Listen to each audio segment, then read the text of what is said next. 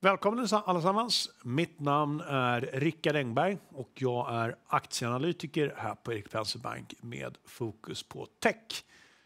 Idag har vi en temadag med tema 5G här på banken med ett väldigt spännande schema. Nu strax klockan 9.15 så kommer Maven Wireless presentera. Klockan 10.05 går vi vidare med Sivers Semiconductors och 10.55 kommer Ericsson presentera.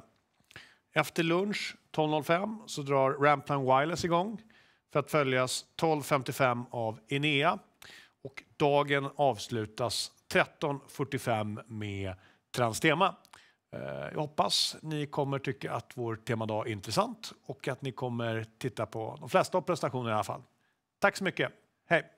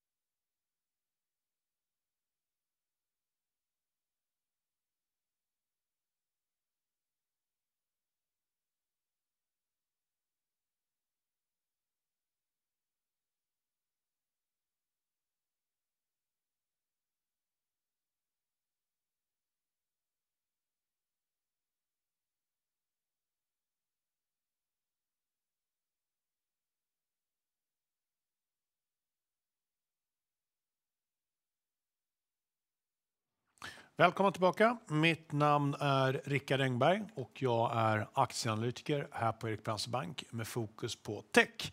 Med mig har jag Fredrik Ekström, vd på Maven Wireless. Fredrik, välkommen. Tack för det och tack för att jag fick komma hit. Ja, scenen är din. Tack för det. Jag är väldigt glad att få vara här och prata 5G-täckning. Det är ett av våra favoritämnen, vi som jobbar i Maven Wireless. Vi är ju ett produktbolag. Vi utvecklar och säljer produkter för inomhus- och tunneltäckning.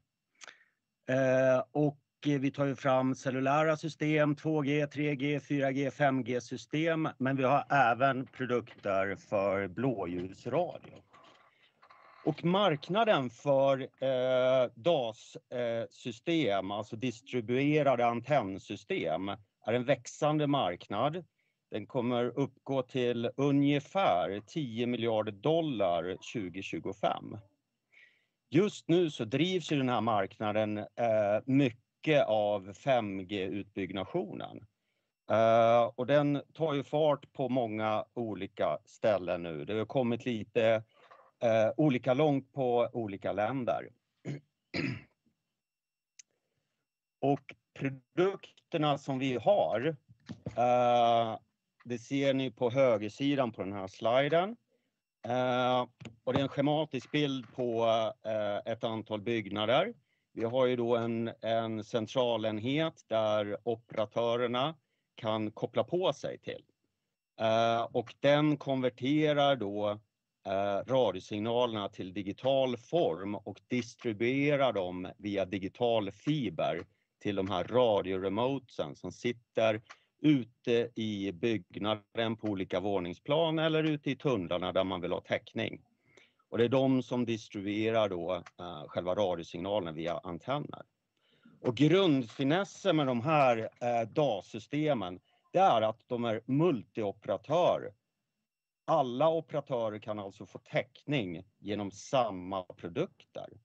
De är också multistandard, vilket innebär att i samma system och i samma radioburkar vi bygger in alla teknologier. Vi kan alltså blanda till exempel 3G, 4G och 5G teknologi i samma enheter.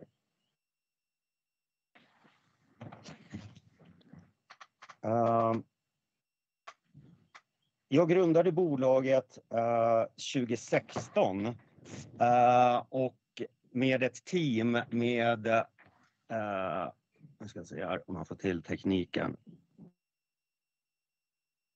Där har vi den. 2016, så vi är ett relativt ungt bolag. Jag har med mig ett gäng personer från marknaden, DAS-marknaden med mycket kompetens. Vi har alltså byggt sådana här system för tidigare bolag. Vi kommer från bolag som Comscope, Axel Wireless, Cobham, Algon, där vi då byggt upp kompetens för den här marknaden. Vi började bygga repeatrar och DAS-system redan under 2G-eran och har hållit på med det här då ända sedan dess i 20-25 år. Nu är det en ny kostym och våran ambition med Maven Wireless, det är att skapa världens bästa produkter. Vi byggde in då 5G-kapacitet i våra produkter redan när vi startade bolaget 2016. Vi har sen, som ni ser på den här historiesliden, vi har hunnit med en hel del under den här åren fram tills idag, 2022. Vi har då tagit fram komplett nya plattformar, en världsledande produkt med en världsledande bandbredd. Vi har 4 gånger så hög bandbredd i produkten jämfört mot andra DAS-system. Och bandbredd är ju väldigt viktigt, speciellt i ett 5G-sammanhang. Vi har vunnit ett antal större ramavtal. vi i slutet på 2018 skrev ett stort ramavtal med Telenor globalt sett som vi börjar leverera på 2019. Vi har ramavtal i Österrike för tunneltäckning över hela Österrike. Vi har också ramavtal i Frankrike, i Sverige och nu senast tog vi ett i Schweiz för schweiziska trafikverket SBB för komplett tunneltäckning, blåljus och cellulärt. Våra kunder, de uppskattar våra produkter, de uppskattar att vi är väldigt strömsnåla. Vi har väldigt hög prestanda på radiodelarna, vilket gör att quality of service blir väldigt hög genom våra produkter.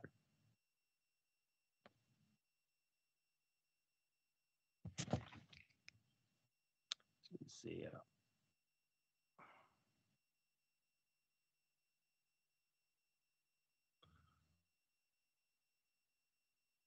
Rickard, nu kopplar den upp igen. Den här remoten som kopplar ner. Där har vi den. Som jag var inne på då, vi har satsat hårt på att komma med någonting unikt. Någonting med framtidssäkerhet. Som jag nämnde, vi har ju byggt in då en väldigt hög kapacitet. Vi har använt de absolut senaste teknologierna på marknaden, byggt plattformar. Vilket gör att vi kan få upp bandbredden, vi kan möta framtidens krav på teknologier. Vi har byggt in stöd för ORAN i plattformen. Och det här ser ju våra kunder och det är därför vi kommer ut på toppen av utvärderingar och det är därför vi vinner de här upphandlingarna.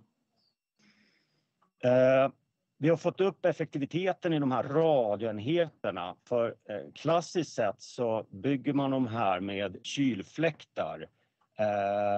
Och det skapar en del problem. Så vi har lyckats designa bort alla de här fläktarna. Vi har dragit ner strömförbrukningen. Vi drar ungefär 1/3 av strömmen jämfört mot någon annan. Det gör att vi drar mycket mindre energi. Vilket Almi Greentech-fonden såg som har investerat i oss. Men det gör ju också att vi blir mycket mer kostnadseffektiv lösning. Vi har då ett system som är helt underhållsfritt. Man behöver inte åka ut och byta fläktar på systemen ut i tunnlar och ut i byggnader. Och räkningen för ström blir såklart mindre.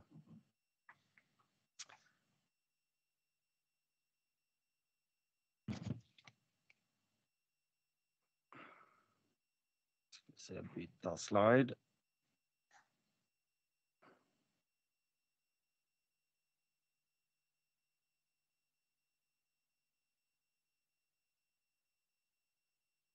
Bytandet framöver. Ja, den kopplar ner sig hela tiden så du kanske kan hjälpa till framöver också. Ja. Det är supersnällt. Jag nämnde lite grann om ramavtalen vi har. Det första vi tog hem var ju Telenor. Och där har vi installerat nu system över hela Norge. Det är mycket tunneltäckning. Man har ju över 1000 tunnlar utspritt över Norge. Och det är för cellulärtäckning alla teknologier.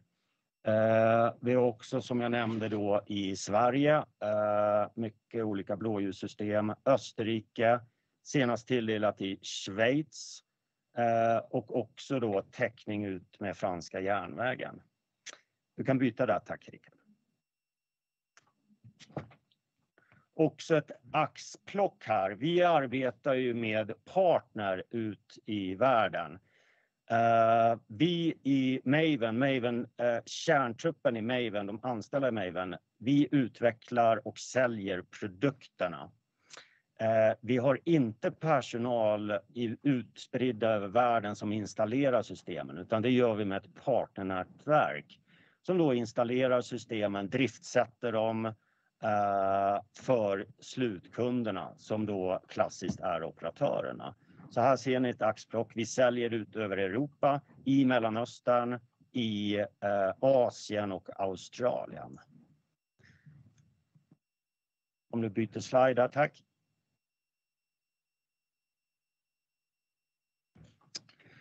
Här är då ett axplock av projekt som vi genomför där vi har installerat Maven-utrustning. Och här ser ni då exempel, ganska klassiska exempel då. Det är både en mix av större byggnader för multioperatörtäckning. Vi har ett antal olika då hotell- och kasinokomplex.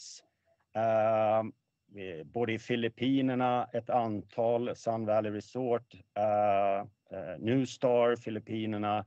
Vi har MBS, Marina Bay Sands i Singapore. Det är faktiskt ett kombinerat system, både för gamla teknologier, också för 2x2 MIMO och 5G-täckning och räddningssystem, public safety då. Ett antal olika tunnelprojekt har tagit som exempel här, både i Norge, vi har Öresundsbron och tunnlarna mellan Sverige och Danmark. En del specialbyggnader som Snö, den inomhusskidanläggningen utanför Oslo. Vi har också specialprodukter för cellulärtäckning på tåg och fartyg.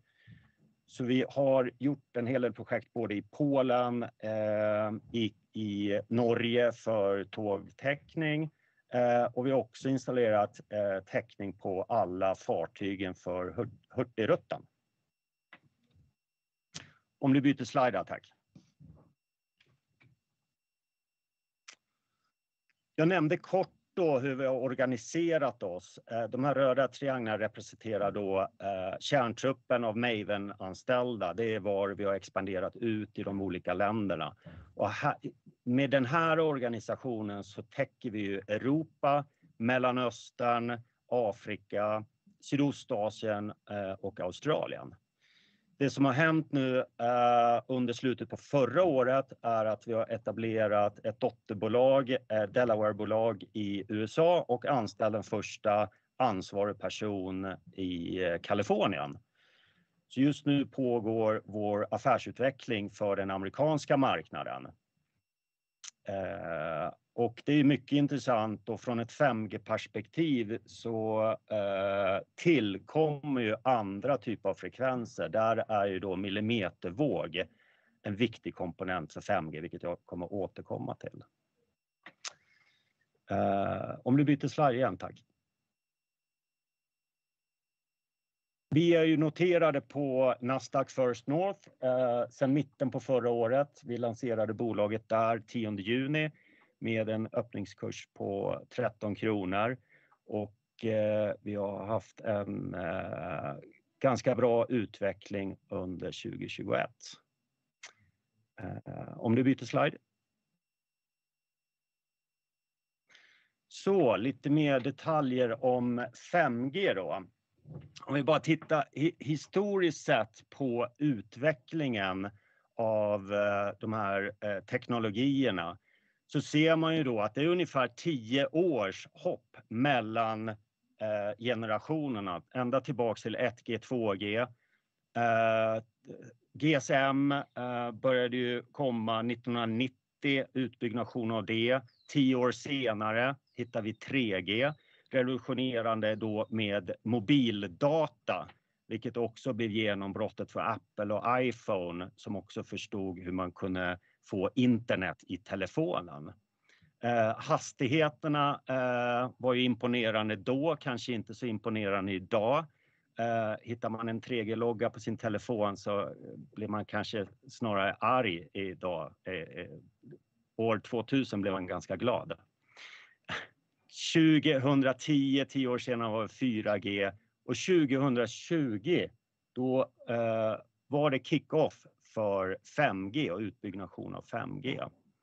Som ni ser på hastighetsspeed där nere, så vad 5G ger oss är väl ungefär en 10-dubbling av hastigheten. Så det handlar ju mycket om bandbredd, och det är därför vi så som viktigt att bygga in mycket bandbredd på vår digitala fiber, som jag nämnde tidigare, att vi har 4 gånger så hög bandbredd än konkurrenterna. Det är just för att kunna då möta behovet på bandbredd för 5G-system. Latency har ni säkert också hört talas om. Latency har ju också kortats ner. Alltså det är responstid genom systemen. Så latency är mycket kortare nu med 5G, vilket också öppnar upp för mer applikationsområden. Ni kanske också har sett reklam för 5G där man då gör operationer på andra sidan jordklotet över 5G med operationsrobotar till exempel. Självkörande bilar, avancerade spelfunktioner och så vidare där man behöver väldigt snabb respons. Om ni ser grafen där ovan vidare, kanalbandbredden, det är egentligen den som gör att hastigheten kan gå upp. Alltså bandbredden blir högre, då har snabbare hastighet genom systemen. Samtidigt längst upp på grafen där, range, cellstorlek kan man säga, eller hur långt systemen räcker från antennen till användarna. Den går typiskt ner. Och det hänger väl också ihop med att man ökar frekvenserna i systemen. Så grundfrekvenserna från de olika systemen går upp. När man kickade igång GSM så låg det på 900-bandet. Sen adderar man fler frekvenser. 3G kom, det var grundfrekvensen 2100. Grundfrekvens på 4G 2600 och nu med 5G. För att hitta tillräckligt med bandbredd så har man gått upp på 3,5 GHz bandet. Sen finns det också då millimetervåg där 5G nyttjas. Och det är typiskt viktigt på den amerikanska marknaden där alla större operatörer har det som ett krav för systemen att kunna nyttja millimetervåg. Och där blir det än mer extremt och ännu högre bandbredder. Men då är man uppe på frekvenser som är 10 gånger högre. Det kan vara runt, istället för 3,5 GHz så är det på 30 GHz. Men det finns mer bandbredd att nyttja uppe på de frekvenserna. Men samtidigt som ni ser längst upp i grafen, då går ju rangen ner, alltså hur långt man kommer i de cellerna. Så man får bygga mycket fler celler med sådana system. Om du byter slide igen där, Rickard. Och då tänkte jag då knyta an till rangen igen. Rangen då, som jag säger, går ner med frekvensen och teknologierna. För 3G, 4G och 5G som det ökar. Den här grafen här nere, det är inte detaljerna som är viktigt i det. Det jag vill visa är trenden, en uppåtgående trend. Och vad den visar är då olika typer av byggnadsmaterial och hur mycket dämpning det ger att penetrera en byggnadsvägg. Så man har då 5G-täckning utanför en byggnad. Så ju högre frekvensen är, ju svårare får den här radiosignalen att penetrera byggnaden. Och vad man också gör med byggnader numera är att man använder mer avancerade byggnadsmaterial. Ett exempel är att det är standard numera, så efter 2010 så används metallfilm i glasen, i fönstren man använder i byggnader. Och metallfilm dämpar radiosignaler väldigt mycket. Så man isolerar byggnaderna väldigt mycket, vilket också försvåras med en ökande frekvens. Så signalerna för 5G kommer bli än svagare utifrån helt enkelt. Så därför är det ett växande behov av system som levererar inomhustäckning, alltså våra produkter helt enkelt. Om du byter slide igen då. Tackar. Och om man lägger ut lite av en tidslinje först och främst då. När man börjar bygga nya teknologier, då börjar man oftast bygga utomhustäckning. Operatörerna får då köpa det här spektrumet för väldigt dyra pengar. Och man brukar då ute i de olika länderna se direkt att i huvudstäderna, i centrala ställen, då börjar man bygga några makroceller för att verkligen etablera, pressreleasa. Nu har vi börjat bygga 5G, nu finns det 5G-täckning. Klassiskt så brukar det se ut. Och sen bygger man ut täckning utomhus. Och det här med inomhustäckning släpar efter något i investeringar och utbyggnationen. Så jag skulle säga på den här tidshorisonten, om vi tar ett svenskt perspektiv, skulle jag säga att vi nu står och operatörerna bygger 5G-täckning och fokuserar mer utomhus. Om vi tittar österut i Asien, jag gav ju några referensprojekt där i Singapore och Filippinerna. Där har man kommit längre, man började 5G-utbyggnationer tidigare i Asien jämfört med Europa och Sverige. Så man kom fortare igång helt enkelt.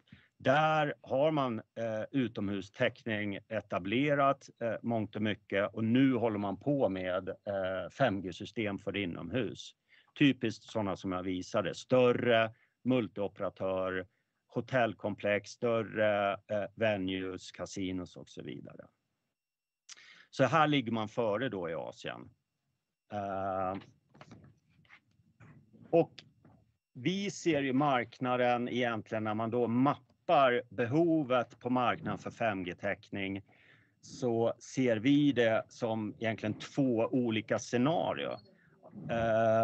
Och typiskt då det vi kallar för brownfield är ju då byggnader eller tunnlar där det finns existerande system för täckning. Eller greenfield där det är helt nybyggnationer eller en byggnad där det ska in ett helt nytt system. Skillnaden är att i brownfield då vill man förmodligen återanvända. Då kanske man har ett system för 3G, 4G-täckning och vill addera 5G. Och då presenterar vi en lösning där man då kan överlagra ett enkelt, smidigt system med våra lågeffektsprodukter med inbyggda antenner. Då behöver man inte koppla in, man kanske inte kan nyttja befintliga antenner för de högre frekvenserna. Så då finns det en fin lösning på det. Man överlagrar radioenheter med inbyggda antenner. Så kan man fortsätta köra de gamla teknologierna med de gamla systemen. Men i fallet då är det en helt ny byggnad, eller om man inte har täckning redan, då kan man designa in det här från start och bygga ett komplett system från scratch. Om du byter slide igen, tack. Här är ett exempel då på greenfield. Tillbaka till det jag visade. Marina Bay Sands i Singapore är ett bra exempel. Även Nustar. Nustar är ett helt komplett nybyggnation. Där öppnar man portar för gästerna nu i Q3 i år. Byggnationerna blir klara. Vårt system för 5G-täckning installeras. Marina Bay Sands är också greenfield på grund av att man kastar ut ett äldre system som inte fungerar längre, byter helt ute mot ett komplett nytt system där vi då levererar både 5G men även de äldre systemen för både 4G och något 3G och public safety. Och där kopplar då operatörerna på sig i det här fallet M1, Starhub och Singtel. Om du byter slide igen, tack. Om vi då tittar på brownfield, ett 5G-scenario, då kan man ju då ha ett system som kan ha 2G, 3G och 4G-täckning. Här har vi både ett P-garage och tillhörande byggnader. Och man vill då bygga 5G-täckning för, som jag påstod då tidigare, att byggnaden i sig skärmar det mesta av de här radiosignalerna utifrån. Samtidigt så är antennsystemen nästan alltid då designade för lägre frekvenser, vilket gör att man kan inte koppla på en 5G enhet i det här systemet också. Så då behöver man göra någonting nytt. Och vad gör man då? Om du byter slide igen, Rickard. Då kan man göra, som jag nämnde tidigare, ett överlagrat system. Vi har då lågeffektsradioenheter för väldigt hög kapacitet 5G. 4x4 MIMO på fulla banden täcker en sån här burk. Då kan de här installeras på respektive våningsplan. Det distribueras med höghastighetsfiber till de här centralenheterna. Och på så här sätt kan man då samköra systemen. Man kan köra vidare på sitt gamla system, sitt legacy-system, gamla teknologier, överlagra 5G-täckning. Och det här går fint också att man börjar med ett hotspot-system bara på valda platser och sen addera enhet efter enhet när behoven ökar. Så det här är ett klassiskt då vad vi kallar brownfield uppgraderingsscenario. Här uppe i det här molnet så finns ju då ytterligare vår hubb för radiosignaler, basstationerna där telekomoperatörerna kopplar in sig och som till slut går tillbaka till respektive operatörs core-nätverk. Det finns ju då det här alternativa scenariot som har specificerats som kallas för ORAN. Och det innebär att man bygger radiosystem mycket mer med mjukvara och försöker göra sig av med en hel del av de här hårdvaruburkarna helt enkelt. Och det är det vi stödjer då med våran Helix-enhet här. Om du byter slide igen, Rickard. Så scenariot med ORAN, då kan man då implementera mycket av den här hårdvarufunktionen med mjukvara på standardiserade servrar. Det innebär att mjukvaran kan läggas upp i molnet helt enkelt på virtuella servrar. Man kopplar sen sig med en digital fiber med den här ORAN-standarden eSIPRI 7.2 som den heter. Och kan köra multioperatör 5G-täckning, även 4G-täckning baserat på ORAN. Och man kopplar sig ända tillbaks till respektive core. Så det här har vi också stöd för med de här enheterna, de här produkterna. Om du byter slide igen, Rickard. Och det är de här produkterna uppskalat då som vi då har den här 5G 4x4 maximal bandbredd på. Man kan köra dem med digital fiber, 800 MHz bandbredd på de här systemen. Vi har också varianter där man då kan koppla med helt vanliga Ethernet Cat6-kablar. Och då kan man även strömsätta de här radioenheterna över Cat6-kabeln. Och idén med det här det undre systemet är att det blir en väldigt enkel installation. En mer normal IT-tekniker kan installera och klicka i de här kablarna. Så det är ett väldigt effektivt sätt att installera dem. Fibern här däremot, där får man mer bandbredd. Så vill man optimera på bandbredd, hög kapacitet, då rekommenderar vi fiberlänkar.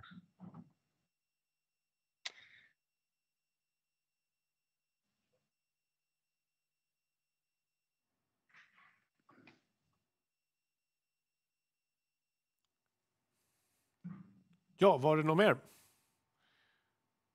Ja, där. Precis, den här sliden då. Här är bara en överblick då för hur vi mappar våra produkter igen. Bara vilka applikationsområden vi har för tåg, fartyg, tunnlar, vägtunnlar, tågtunnlar, kompletta tunnelbanor, publika byggnader nere till höger, stadiums och ORAN-system. Så vi har en komplett portfölj där vi då kan bygga 5G för alla de här applikationerna. Om du byter slide igen. Bra. Där. Tack så mycket Fredrik. Och då tänkte jag komma med lite frågor nu. Och jag tänkte börja med lite allmän fråga. Och det är, om man tänker sig konkurrenssituationen. Vilka är det ni möter i de här upphandlingarna för ramavtalen som ni har vunnit på senare tid? Ja, det finns ju ett antal, eller det finns ganska många konkurrenter. Speciellt om man tittar österut från Kina till exempel. Men de håller sig i Kina och speciellt med den miljön vi har. Där det är mycket bojkott av kinesisk teknologi. Så våra huvudkonkurrenter idag är den största skulle jag säga är Comscope, ett amerikanskt bolag som har en portfölj med DAS och repeaterprodukter. En generation äldre skulle jag säga att de har, men de är väldigt stora. Jag bedömer att de äger nästan en tredjedel av världsmarknaden idag. De säljer också basstationstillbehör och antenner. Men vi möter dem på väldigt många ställen. Vi har mött dem nu då de senaste åren på alla de här ramavtalsupphandlingarna. Det som är kul är att vi har tagit hem dem. Vi har vunnit dem över dem varenda gång nu de senaste åren. Vi har också en koreansk spelare som jag vill nämna som heter Solid. De säljer på amerikanska marknaden i några utvalda länder i Europa och så säljer de i Asien. De har också lite äldre teknologi. En del kallar dem för copycat och Comscope. Men de finns där ute också. De säljer och försöker optimera på pris snarare än kvalitet skulle jag vilja påstå. Det är våra två huvudkonkurrenter som är värda att nämna direkt. Okej, utmärkt. Och det här är egentligen två frågor igen. Men den första är, kan du beskriva det ramavtalet ni vann i Frankrike nu under H2? Och den andra frågan är lite hur man tänker sig ett sånt här ramavtal. Hur ser det ut i tid och typ av intäkter och dylikt? Ja, just det. Ja, men ramavtalen, om vi börjar specifikt med Frankrike. Det är ett ramavtal för täckning, cellulärtäckning är det. Runt om järnvägen i Frankrike. Det är ju SNCF som är slutkunden. Det är de som driver järnvägen och järnvägsstationerna. Så det är en integratör som då kommer att använda våra produkter för täckning i tunnlar längs järnvägen och på tågstationer. Och hur ser ramavtalen ut då generellt? Det är ju då att normalt sett, eller varför gör man ett ramavtal? Jo, det är ju för att slutkunden vill ju då spesa upp, så man vill göra en upphandling så man får exakt de produkter som täcker ens behov såklart. En komplett leverantör av all teknologi de behöver. Och förhandla till sig villkor, priser, kvalitet så de har allting de behöver. Och sen normalt sett så är det ju ett ramavtal. Det brukar ligga runt 5 år och det brukar finnas då klausuler på förlängning i olika steg. För fungerar allting bra för alla parter då vill man ju normalt sett förlänga de här avtalen också. Okej, utmärkt. Och min nästa fråga gäller nog förmodligen också lite industrin i allmänhet. Och hur har ni jobbat med de flaskhalsar som man har sett nu på komponentsidan? Och hur ser det ut bland era kunder, till exempel de ni har vunnit ramavtalen med? Just det. Ja, men det är bra för att det är ju egentligen en av de frågorna som jag kanske ligger mest sömnlös över just nu. Det är tillgång på IC-komponenter och supply chain. Och vi såg väl det här komma redan för ett år sedan och redan då började vi agera. Så vad vi har gjort är att, för bara backa tillbaka bandet så alla förstår, är att IC-komponenter just nu är en bristvara. Vi ser ju ledtider. När vi lägger en order via våra fabriker så kan vi få ledtider på uppemot 52 veckor, alltså 1 års leveranstider. Och det är alldeles för länge, för att när vi får en order eller när vi schedulerar en produktion, då vill vi från orderläggning på ett standardsystem vill vi kunna leverera på 2 månader, kanske 2,5 månader. Det är standardleveranstider. Vi kan inte vänta så länge på komponenter. Därför började vi för ett år sedan att köpa på oss ett säkerhetslager av strategiska komponenter och moduler. Så vi har helt enkelt börjat bygga ett lager på komponenter under 2021. Och det är för att vi inte ska få stopp i produktion. Så det arbetar vi kontinuerligt med. Men sen även ifall, och vi försöker ju då ha en pipeline med leveranser som kommer varje månad och varje kvartal så vi matchar vår forecast mot supply. Men det är så bristfällig leveranskedja just nu så att man kan få besked kanske en vecka innan man ska få en större leverans till fabrik att den är omplanerad. Den kommer om en månad eller 2. Så att det är ett dagligt arbete, det är ett hårt arbete. Så vi lägger extra resurser på det just nu för att hålla igång. Så det är ett problemområde helt klart. Men, och det har påverkat våra leveranser så att vi har fått en hel del försenade leveranser som har skjutits månad till månad. Men vad jag ska också säga att det finns en god förståelse från våra kunder och marknaden att så är läget. Det ser likadant ut för allihopa över hela världen. Så förståelsen finns där. Men jag tror att vi har klarat oss relativt bra om vi jämför med våra konkurrenter i och med att vi har byggt upp det här säkerhetslagret. Så vi levererar i alla fall och vi håller våra nöjda ska jag säga. Okej, bra avslutning. Och avslutningsvis kan du bara beskriva lite kort det ramavtalet ni vann i Schweiz och hur det har utvecklats? Ja, just det. I Schweiz är ju ett stort ramavtal. Det är faktiskt något större än det vi vann i grannlandet i Österrike. Jag är övertygad om att de har fått positiv respons, grannarna där till Schweiz, när de valde oss som leverantör. Vad som hände efter att vi blev tilldelade det här ramavtalet, och det är värt för oss i Maven nästan 250 miljoner kronor. 213 miljoner är grundplåten i det. Våra konkurrenter i det här fallet återigen Comscope med en lokal partner och Comlab har då sträckt upp fingret och överklagat det här. Vad som har hänt efter det är att slutkunden SBB kör nu en uppsnabbad process och försöker då hantera det här överklagandet för att komma vidare med oss och vår partner så snabbt som möjligt så att vi kan komma igång och leverera. Och ambitionen är att allt det här ska vara löst under det här kvartalet.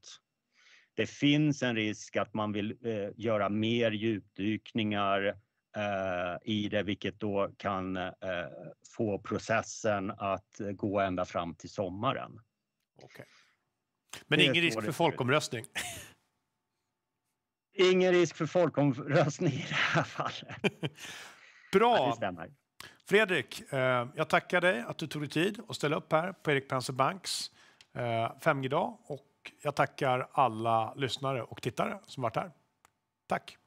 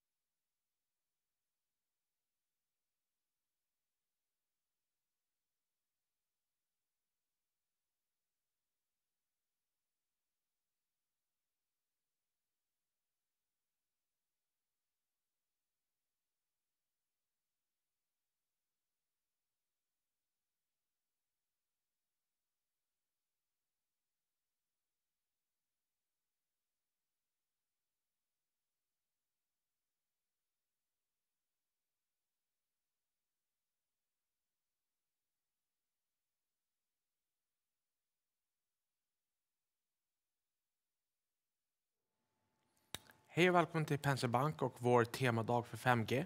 Jag heter Marcus Sandrud och jag är analytiker här på banken. Idag så har jag med mig Anders Storm som är vd på Sivers Semiconductors. Varmt välkommen. Thank you.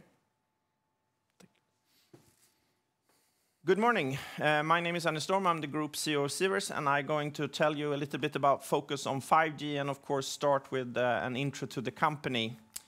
So, Sivers Semiconductors, we are a company who are within semiconductors, of course, and we recently also acquired a company, so the company is a bit larger now. It's a company called Mixcom from the US. So the company today is almost 140 people. We have a very strong educational level with 42 PhDs. We have a strong investor base, as I'm going to go into, and we have a cash position of $46 million right now. We're working in two business areas. One is the wireless business area, where we focus on these 5G things I'm going to tell you about today. And another one is the photonics area, where we focus on fiber to the home, data centers, and different type of sensors that we can make for those kind of lasers. And we have a fab for that in Glasgow. And we also have a head office in Stockholm. Currently, the company has, together with Mixcom, 44 design wins within 5G. And we're working also in other areas like SATCOM and radar, including that. So if we look a little bit about the past events of where Sivers Semiconductors is coming from, previously the company was called Sivers IMA, and we actually changed the name in 2020 to Sivers Semiconductors to reflect more what company we are. And we started a new strategy approximately 6 years ago, where we looked into how we can sort of address these high-frequency markets where we're coming from, but move that into 5G when now 5G becomes sort of really dependent on that technology in the base stations, in the phones, and all of that. So we started a new strategy. We were at that time at Accetoriet or Spotlight. In 2017, we also acquired the photonics company in Glasgow, which that name was CST Global at that time, which is now Sivers Photonics. We listed on Nasdaq First Growth Market, and we started to get our first design wins within 5G from the designs we were actually doing, and we also started adding a very, very interesting partner network, and that's been one of the cornerstones of building up the company, to add sort of large blue chip companies that complement our technology and can then be built into systems. We kept on investing and building the company. I mean, it's a semiconductor company needs sort of a long runway to get to final products and so forth. So in 2018, we brought in our first institutional investors. We also had a very important win in being selected the best industry showcase on one of the most prestigious conferences for these kind of chips from IEEE. We progressed and added more customers, and we also added our first Fortune 100 customers in the photonics business into the company in 2019 with Sivers Photonics.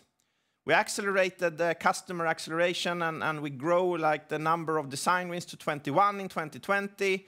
We got one large order in, we renamed the company, and then we came into this last phase now in 2021, where we've been accelerating the work with the Fortune 100s. We're up to 26 design wins, plus the acquisition of Mixcom, we're 44.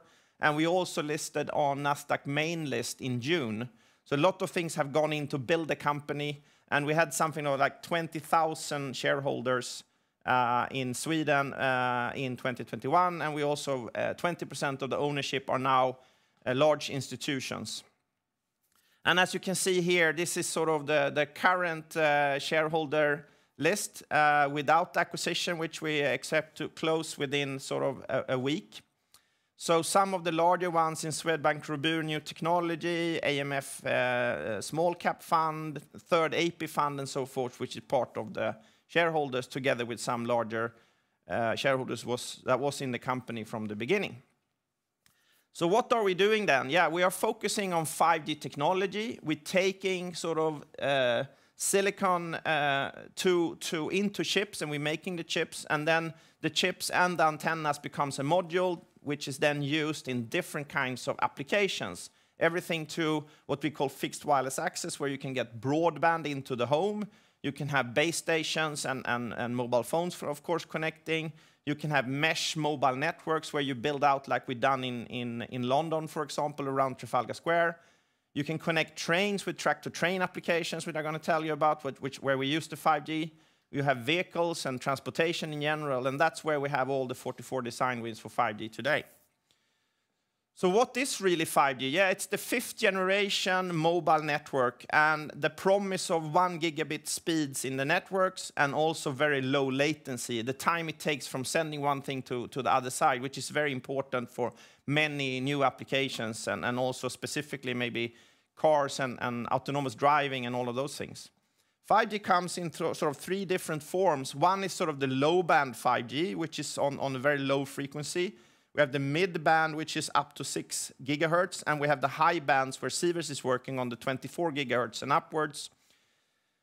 If we look at what these kind of technologies actually give you, so the low band is actually more or less sort of a glorified 4G in its sense. It's using sort of the 5G NR, but it's approximately gives you 50 megahertz, 50 megabit per second. It goes very far because the frequency is very low. The mid-band goes shorter, but you can get sort of up to 100, 200 megabit per second when everything is used. And you can see here, I did a trial here on 5G with the Telia here in Stockholm, got about 108 megabits per second download speed. And then you have the sort of really high-speed 5G, which is in the millimeter wave bands, where Sivers and Mixcom is doing all the work, which is the sort of, in our world, the true 5G that gives you sort of 2 gigabits per second and upwards. We have sort of the unlicensed 5G, where we're doing up to 5 gigabits per second to track-to-train applications today.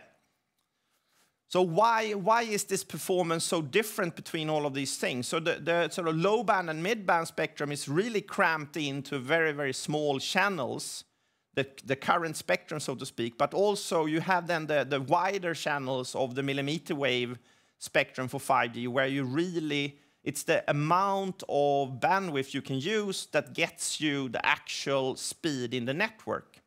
So the speed is not dominated by the length of the waves or anything. It's not the millimeter wave in itself. It's more the width of the channel. And the channels at millimeter wave are sort of 20 times larger than any channels has been ever in the sort of the whole Wi-Fi and 5G world, which really increases the throughput.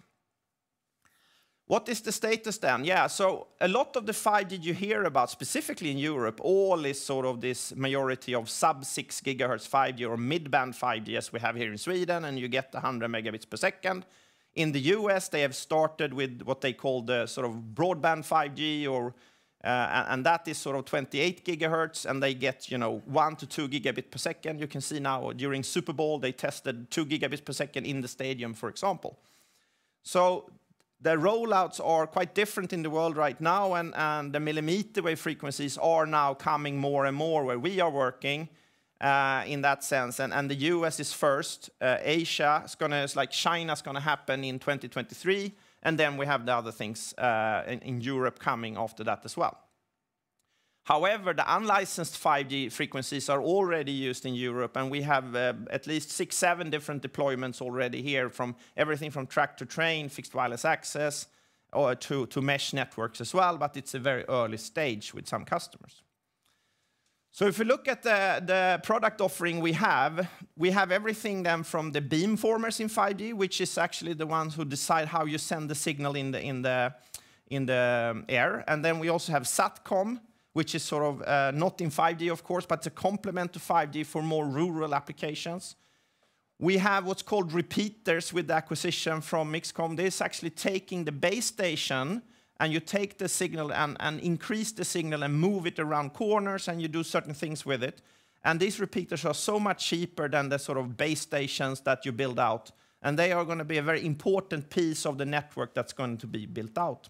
We also have algorithms to support these kind of things on a software level now with the acquisition of Mixcom. If we look at the Sivers product range, we have had these kind of things as well, but sort of a different mix and a bit higher integration level on what we call the RFICs, where we have more in CPEs and home units. We also have the antennas, which we developed and are out now in 10 different applications with customers. And then we use evaluation kits to sort of win the market in this sense. So that's sort of the major piece of the 5G technology we have, and it's sort of a very important piece. And this technology connects into what's called the baseband, and that's where we're working with a lot of partners to integrate that to become the de facto standard of 5G equipment for those who have those basebands. So what are the use cases, as I mentioned? So what we call is sort of an infrastructure part where Sivers has been sort of the standard products into, and it's sort of the base station, the standard ones. You have the fixed wireless access, these both base stations and home units. You have these mesh networks where you put up a lot of small cells and they can go different routes, as we've done around Trafalgar Square. We have the backhaul and self-haul, which is sort of part of the 5G network, but that's actually something we recently also had an agreement with the company around how you do that. When they call MaxLinear, and you can get sort of 10 gigabits backhaul from the base station and back to the network and out to the internet.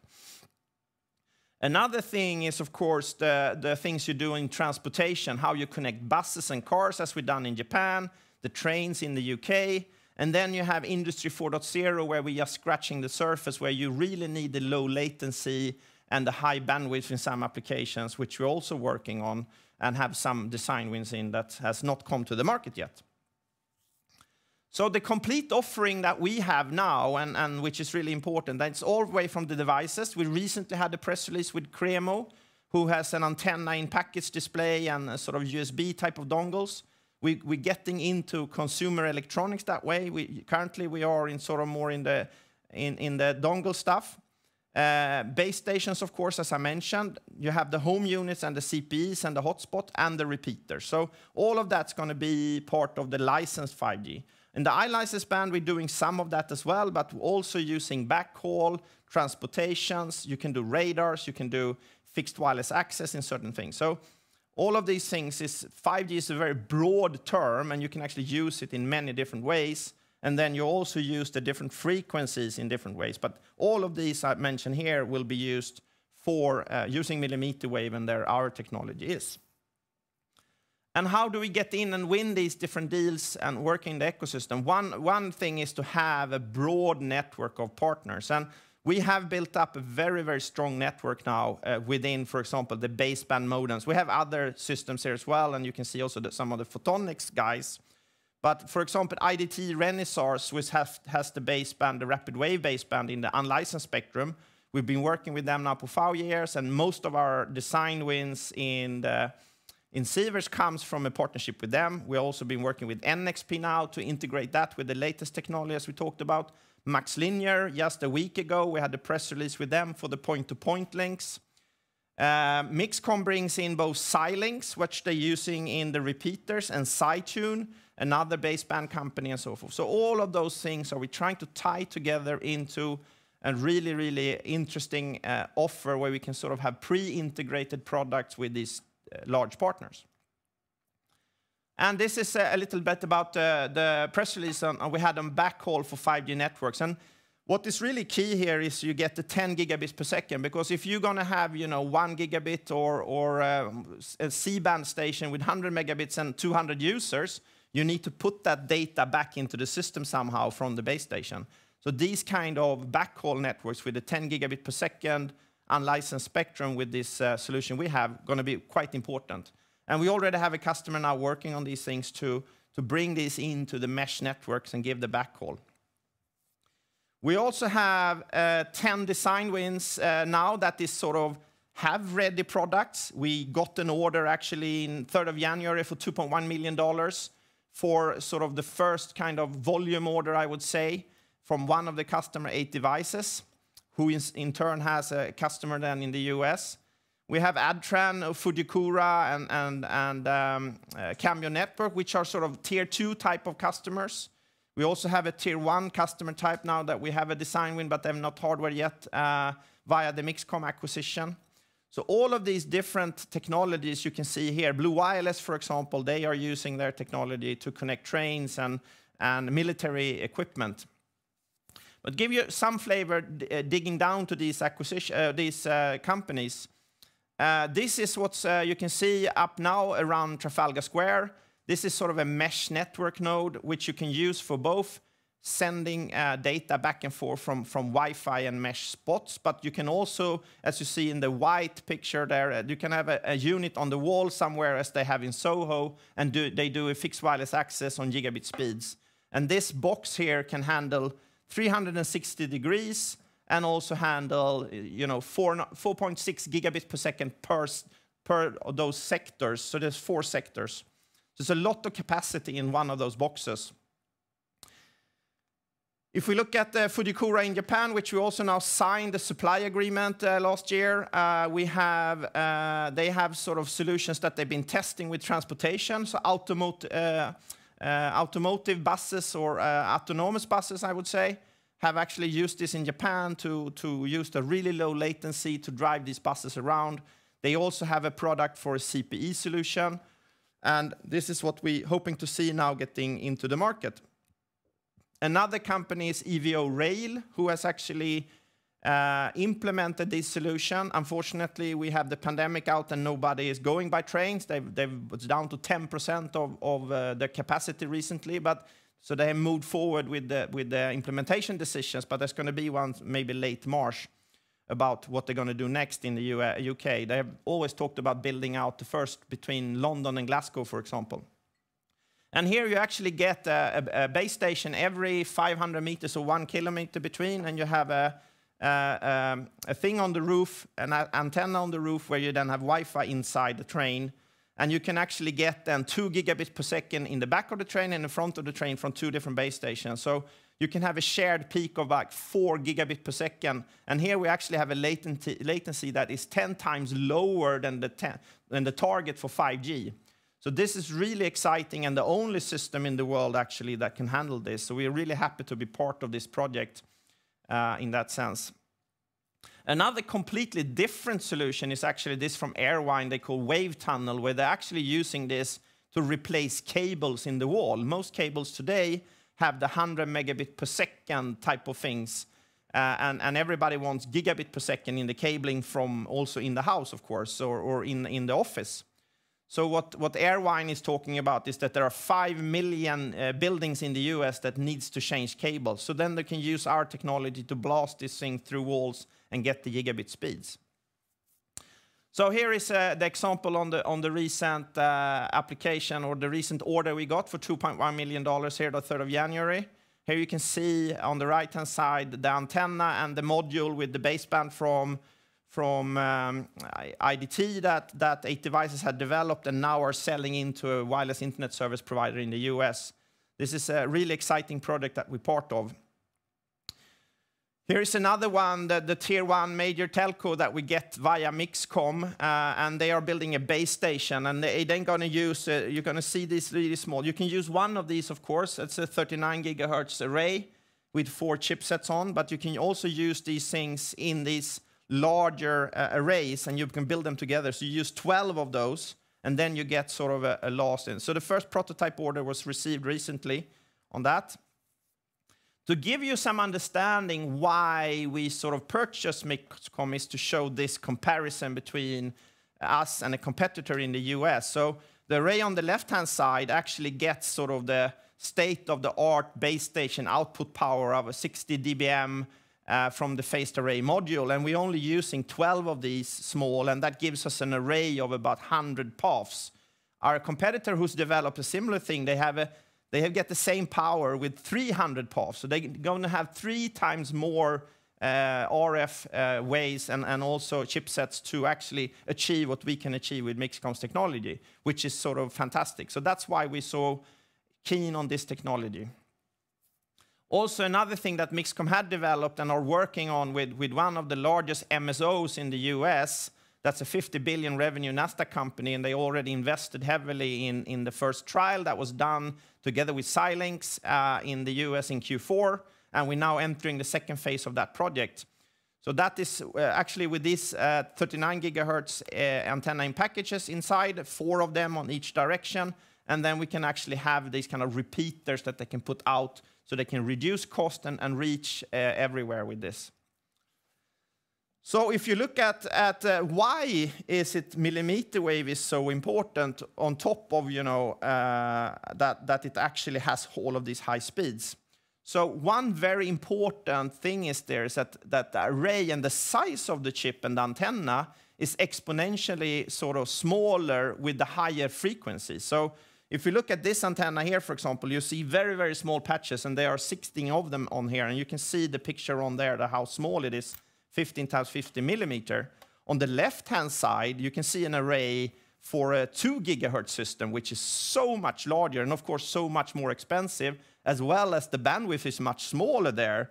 So it makes so much sense in the long run to move over to high-frequency products.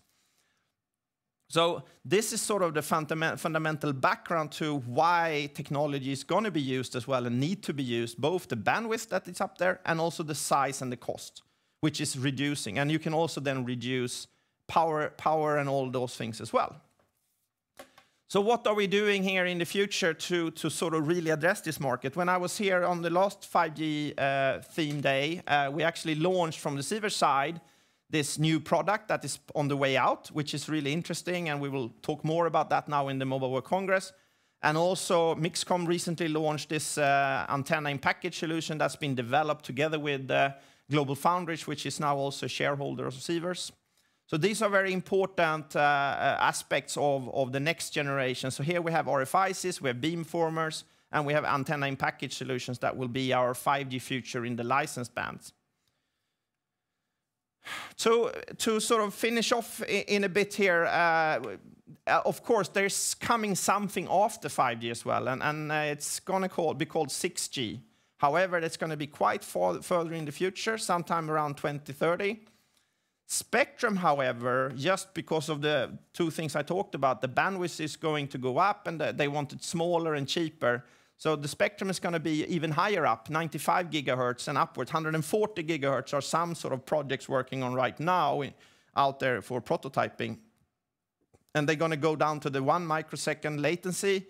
They want it to be 1,000 times faster. Probably not 1,000, it's probably going to be 10 times faster.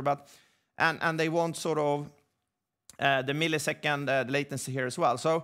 And what is really interesting with this is, of course, that this is right on the sweet spot for Sivers Semiconductors to keep on building on the technology. So we are not just a company who works with the 5th generation. We're going to be very interesting for the 6th generation and so forth, because the frequencies will only go up. And that's happening not just in 5G, it's happening in satellite communications, radars, and everywhere. So we're really happy to be sort of with the right place at the right time and have the right personnel and people who can actually deliver on these technologies. So, to summarize everything, 5G comes in many, many different forms and shapes, of course. Everything from the low band to the mid band to the millimeter wave. And it's really important to understand that it is only sort of the millimeter wave that will give you the true 5G experience here. And that's sort of going to be really important as things are building out. We have 10 design wins right now that is ready and have the ready hardware. Approximately 16, we've said, going to be sort of within 9 to 12 months. So that is really important to understand sort of the trajectory we are working on now, even if the pandemic has been sort of delaying a bit. But from second half this year, we're seeing that all of this is going to start rolling much, much better.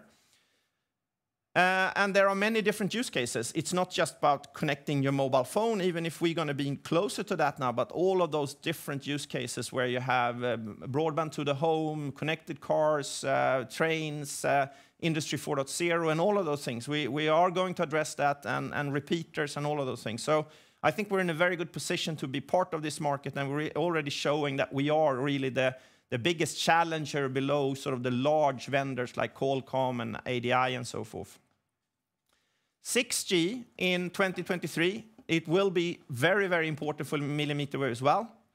And I'm really happy that we got the first order now, and it's important to talk about that as well, and not just the delays in the market in general for components, but also that we can see now that it is opening up and the 4th wave is going away, and we are quite confident that after that we'll see a shift in the market here.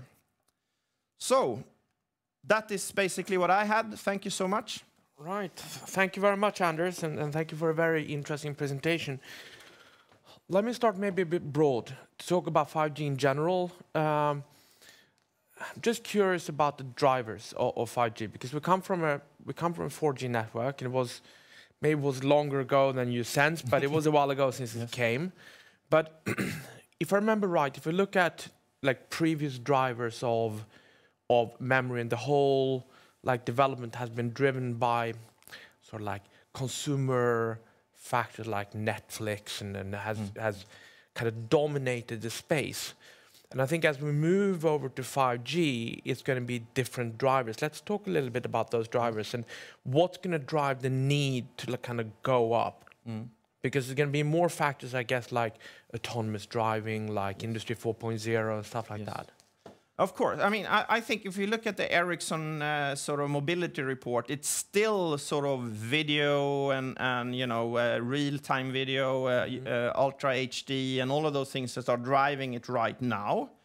But then sort of, as you point out, in the next step, 5G will, and of course, we're getting more into not just the sort of the bandwidth, but also the latency and all sort of real-time applications with autonomous cars, VR, AR applications, all of those things, or the metaverse, which is the latest word for all of this, is sort of exactly what you need to have these technologies. So all of those things are driving it, and I would say the first step is the need in the home. It's always started there, and you know, you have all the people who gaming and all of those things and low latency needs. And like Analysis Mason are saying that from mid-2020s, 25 somewhere, the sort of comfort speed in the home is going to be 1 gigabit per second for everyone. Yeah. So that is sort of what's driving the fixed wireless access, and that's why that's first in these things. And then you have the rest of the stuff I talked about. And do you think this is going to be more important? Like if I look at, for instance, a production line, or if I look at autonomous driving, and further automation of the industrial landscape, for instance. I mean, we're talking immense amount of traffic that's going to need. Yes. Is that a larger driver, or is it still going to be like the consumer needs of you and I who wants to have wearables and mobile phones, or is it going to be a big combination of those? It's going to even out, that's my guess. I mean, from now it's the consumers who drive it. I mean, just recently on social media it was all about photos. Now everything is about video, TikTok, you know, it's driving traffic. And as I mentioned in the Ericsson report, they are talking about exponential growth, and it's been that now for years. It's sort of like Moore's law. It's just there. It's just growing. Yeah. But of course, all of those other things, you know, as we're getting into track-to-train applications now, and trains have a lot of data, they want to sort of burst that off into when they stop at the train station or whatever. They're collecting data everywhere. So all of that needs to be used, and then of course AR, VR, and autonomous cars, and of course that's a part forward that you need to have that. But you know, a car with the connectivity and the safety that you want to have when you get there is going to be very, very important, and that's going to push a lot of data into the systems. Yeah. And tied to that, I guess, which always puzzled me a bit. But it's kind of the cost of investment. We know that back in the like 2000s, and we have the, I don't, if it was 3G then, but you had these auctions which drove down like the values of Vodafone, etc., etc. Who's paying for this, and who is the kind of like benefit? Because I mean, I want to upload videos, but at the end of the day, who is? I think in the last it's been Apple who's been kind of the winner, but they didn't invest in it all. I mean, they invested in apps, etc., but not in the infrastructure. Who's the driver on the investments, and who's? Yeah, good question. So there are three pieces, I would say, in this value chain. You first of all, you have the semiconductor companies who delivers to Apple and all the other guys, and then you have the mobile operators. If we look at the license spectrum, so I think there are winners in all of those parts, but they are winners in different ways. If you look at the semiconductor companies, they've been sort of more the growth drivers and so forth. If you look at the handsets and all of those things have also been growing, while the operators has been more the cash cows. So the operators have actually sort of put in and bought all these spectrum and put all that money into spectrum. They are also sort of almost incumbents in the market because they have very little competition and so forth. So they are sort of the cash cow. So if you want to buy a company for dividends, for example, many of the operators are, they give you 5% and you get the very great dividends. So they have a good cash flow out of the company, even if they make all of these investments in the networks and so forth. And they have issues with sort of increasing ARPU and growing top line that still are very, very profitable. So there are different players in the market, but all of that putting together works actually quite nicely as it is right now, even if there are people who are negative to the operators because they don't get the growth, but still they get extremely good cash flow. And one of the things that will create more growth now is actually fixed wireless access for them, because look at Verizon, look at AT&T. They are now stealing customers via fixed wireless access from the cable companies because they can now put the gigabit 5G in there rather than sort of fighting with the fiber, which have had gigabit before. So there is a change there, and that's where they are trying to sort of increase their ARPU and revenues. Okay. It's very interesting. Maybe a bit of shorter-term question and related to both you and others. I mean, there's been talk about this component shortage for a while now. Yes. And it's also been hurting you, of course. I mean, it's been hurting everybody.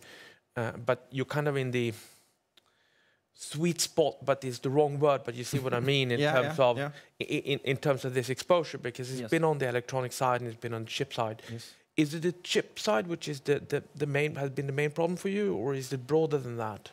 It is a bit broader, the thing is that the reason that we ended up in the sweet spot is that our customer mix has been sort of, we were about to launch most of the customers, and they were about to launch exactly when the pandemic started, the market wanted more data at that point, but the things that our customers then had built or was ready to roll out was not ready for network approval and all of those things. So the operators has been buying the old equipment and putting that out more or less. So that makes that's one part of it. The other part was that now in sort of surprisingly enough, I would say, sort of a general component shortages happen now in the late 2021. When not just the chips at TSMC for MPUs and all of that, but also components as clock buffers suddenly sort of disappeared on the market because they were buying that to a lot of different things. So suddenly we had customers that had to focus on redesigning their old products that they were selling a lot of, and moving resources over to that, and at the same time needed to redesign our stuff to get other clock buffers so they can actually release it. So take 8 devices as a good example. They spent 6 months now to change a clock buffer who had 24 pins to 16 pins, and then sort of making that happen, and now we got the order, and that was 6 months later. So we've been very unlucky in that sense to sort of end up there in the pandemic. But we'll see now that there is a change coming, and we're moving on from that, and the world is redefining the pandemic to influenza and all of that, and I think that's going to change a lot. Because I know that before we talked a little bit about semi-fabs, for instance, yes. and I mean we know that TSMC and Intel, etc., is putting in enormous money in investments, but it takes time to build a fab, right? Absolutely. So we're working that through, and on the component side, is it any? I mean, do you see any light in the tunnel, or is it? Yeah, I mean, we're seeing now that customers, or specifically for us, we don't have any problems with our components. We have a full warehouse of it. But now, when the customers are taking those parts and changing the parts that are lacking and have been end of life to whatever it is, we're seeing now that we can get orders like this. So that's why we said that from second half this year, we're sure that this will ease up. Okay. Yes. Okay. Yeah, it's comforting, because I know we had this discussion. I've had plenty of discussions about component shortages in the past year. And I think in last summer, it was the same kind of hopes. And then everything clogged up again in October, in August, September, October. So October, November was suddenly a lot of things changed, unfortunately. But it's comforting to hear. Very surprising, unfortunately, to us, because it was components that we never thought would clock buffers are standard components. That's 50-cent components that cost $72 at some point if you wanted one. So yeah. And longer term, I mean, there's lots of things going on. It's geopolitical. It's where is China and Russia going to stand in the whole thing? And you had the conflict between the White House and the Chinese already before. I mean, it started some time ago. now we have had a pandemic, so you've had all the supply shortages and problems with the supply chains, etc. I mean, have you started to think about longer term how? Because I guess the geopolitical issues, especially and the trade wars between China and the US, is not going away. No. So has it been time to start thinking about these issues longer term, or is it a bit too early? No. I mean, we are constantly looking at the strategy and where we want to go. So, I mean, currently, of course, we're buying a company in the US, and of course, we are leaning towards the West here because it's much safer for us. And in that way, we have sort of a much better position, I would say, and also, you know, getting into that ecosystem with Global Foundries, for example, which now will be an owner, which is very, very important for us.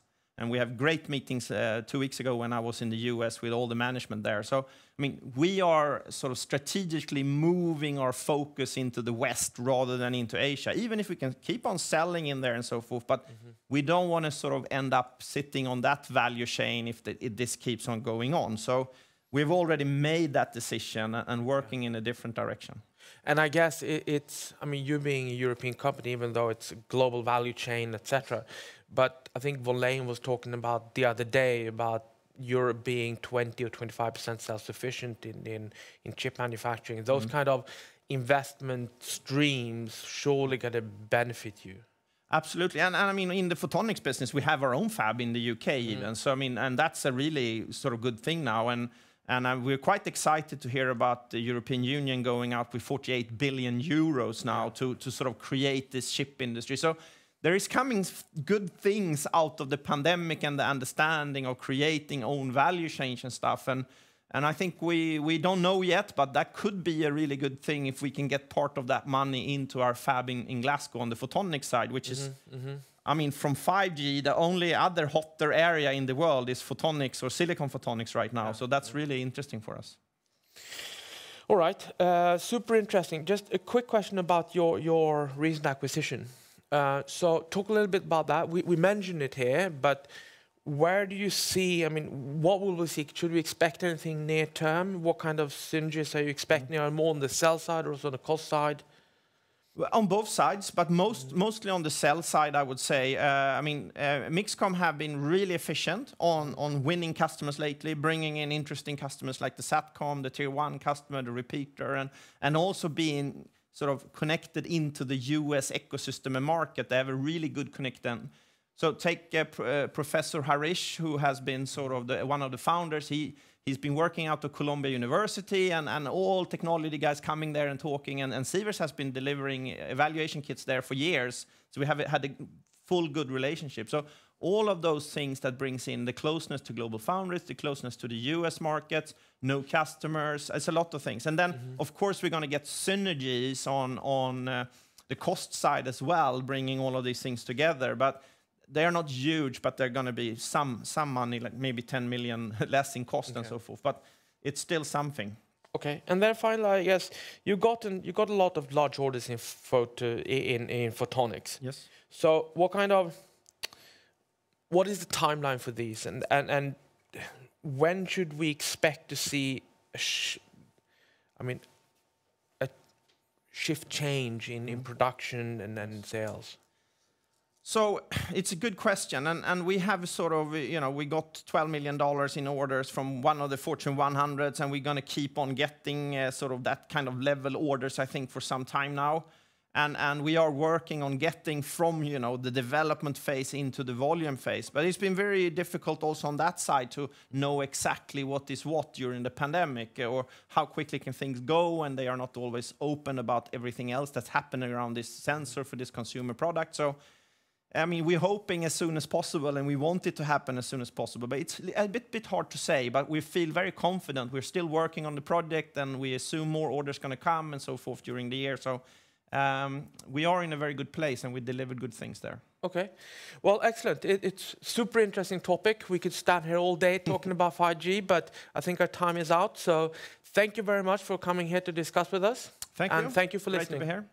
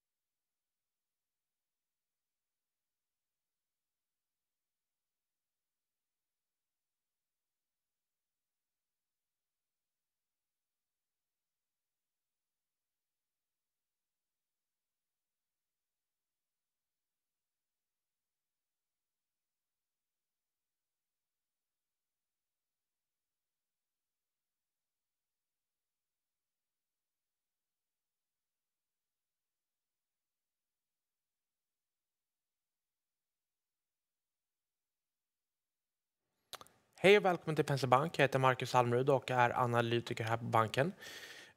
Idag har jag med mig Patrik Servall som är Head of Strategic Marketing Insights på Ericsson. Varmt välkommen Patrik och tack för att du ville komma hit och prata med oss. Tack så mycket. Så lämnar jag över ordet till dig och sen så återkommer jag med lite Q&A lite senare. Tack så mycket. And I plan to do this presentation in English to make sure that everyone understands and gets what I'm saying. So I hope that is fine with you. I'm very happy to be here. Happy to be able to talk to you about 5G and where 5G is and where 5G is going and the status of it right now. So I'm heading up a team in Ericsson called Strategic Marketing Insight, and we're spending a lot of time of trying to understand the development in the market, and especially for 5G then, of course. So I will start a little bit from the beginning and talk about how 5G is something new, something different from what we have had before. It is really a transition into a new paradigm, a transition where we are seeing new type of services coming. If you think back on the different Gs we have had, 1G, 2G, 3G, most of these, or basically all of these, were for one single service. It was voice, it was text, SMS. When 4G came, that was the first time we started to see mobile broadband and Internet of Things being more relevant and becoming more broader. But then with 5G, we're expecting a number of different services to come, not just for consumers, but also for industries.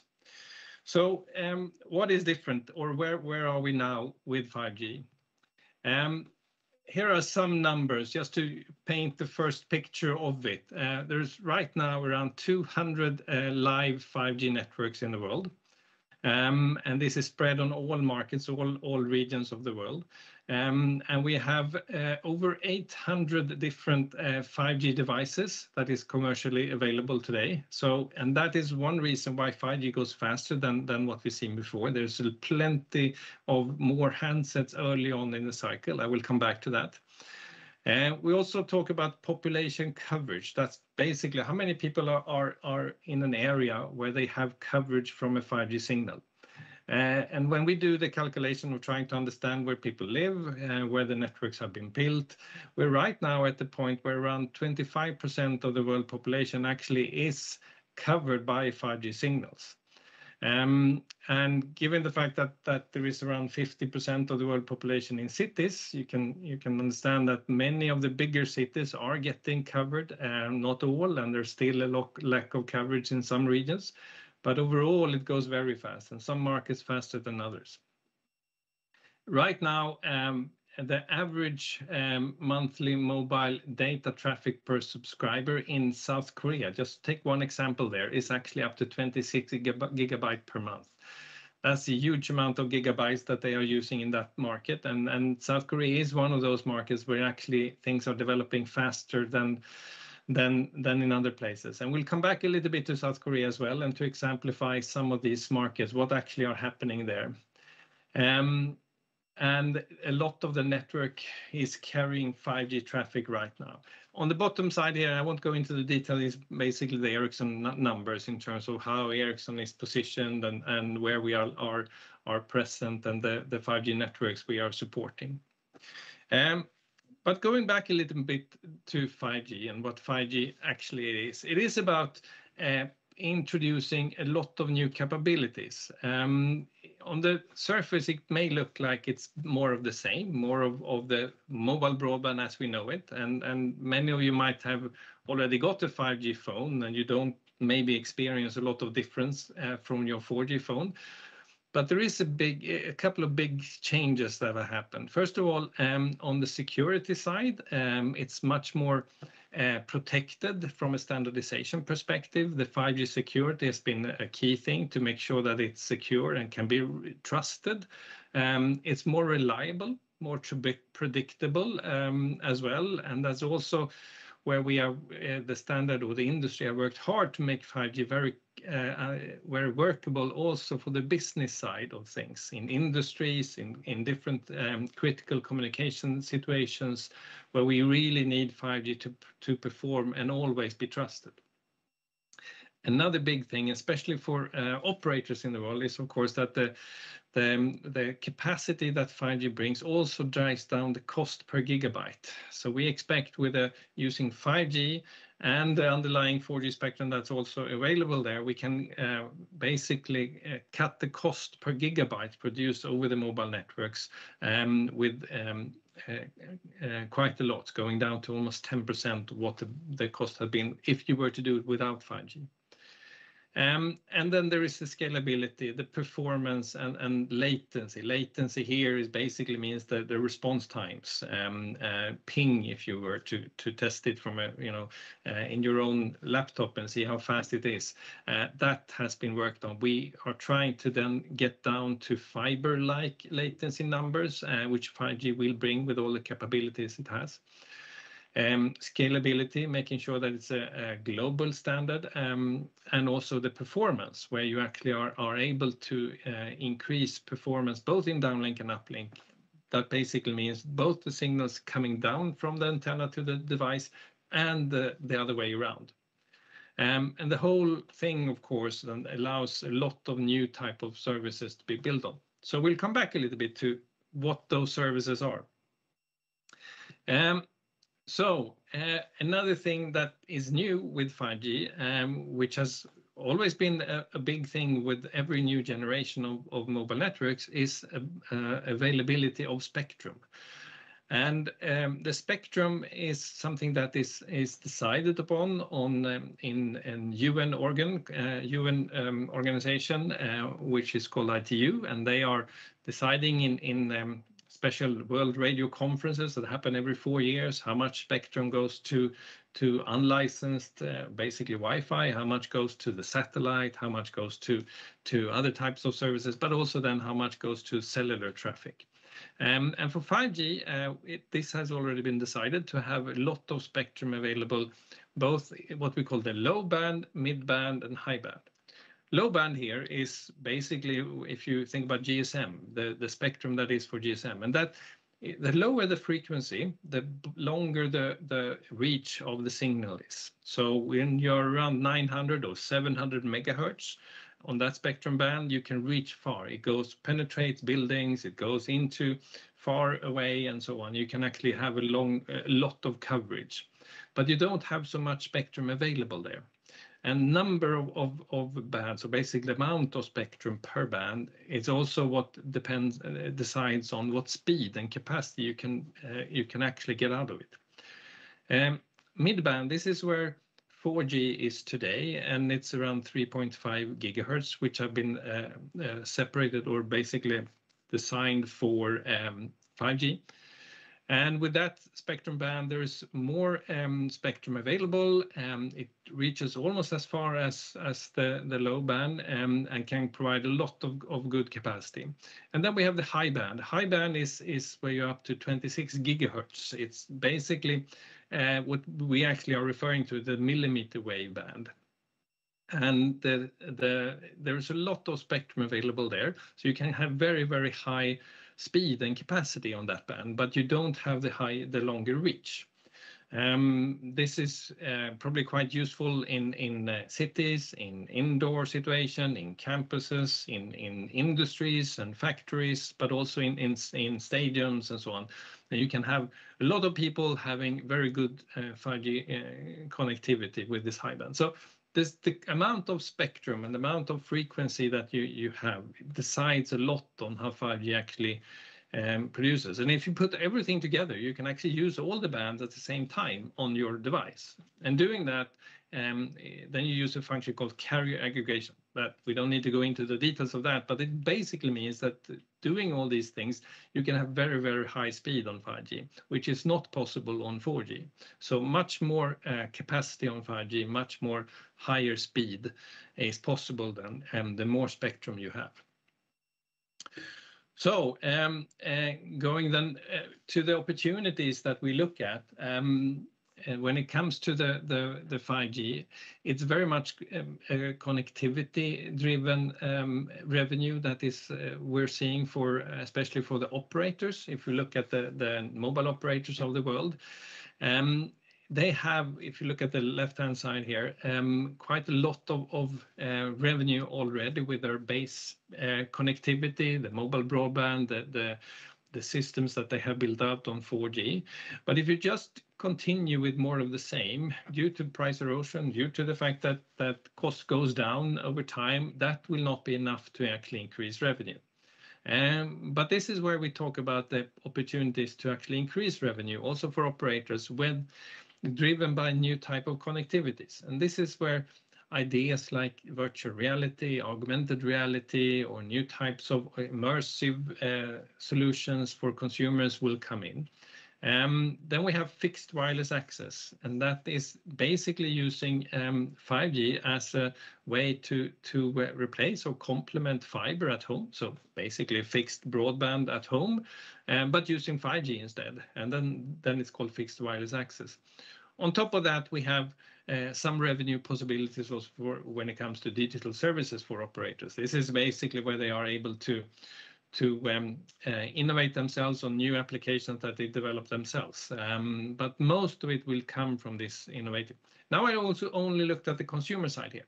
Then we have to realize that on top of this, there is a huge opportunity for operators also to go into the fixed to the business to business area, where we have all the different industry sectors like health sector or utilities or manufacturing, ports, mining. All of these different areas are possibilities for operators to also be part of, and that is driven very much by the digitalization of these industries. They want to be doing things better, more secure, more cost efficient, and their 5G has a big role to play. So if you look at the applications of 5G and what is here now and what is coming, this picture tries to highlight both the enterprise side and the consumer side, if you see here. On the bottom is where we are today, basically the enhanced mobile broadband, MBB. We have fixed wireless access, FWA, and then Internet of Things or wide area IoT, which is basically a bag tracker in your if you're tracking your bag, or you put some smart meter thing into and work on that, or logistics, connecting a truck or something like that. Mission critical. This is where we looking at replacing some of the blue light systems that are available today. But on top of this, there's a number of different things that can happen, both private networks, building separate licensed spectrum networks for certain enterprises. Could be ports, it could be a campus, it could be a factory. But on the right-hand side of this, we have mobile gaming as a new thing that we definitely think will happen. It's still available, but cloud gaming, where you basically are not downloading the game, but you're actually using it from a server somewhere, but basically streaming it to your mobile. And those type of solutions are coming, and we see a big potential of that. And on top of that, there is many more future innovations happening. It could be XR.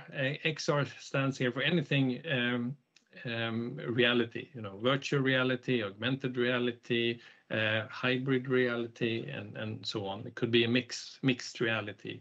So there's a number of different ideas here, and there will be a lot of innovation on this market for sure that drives all these things.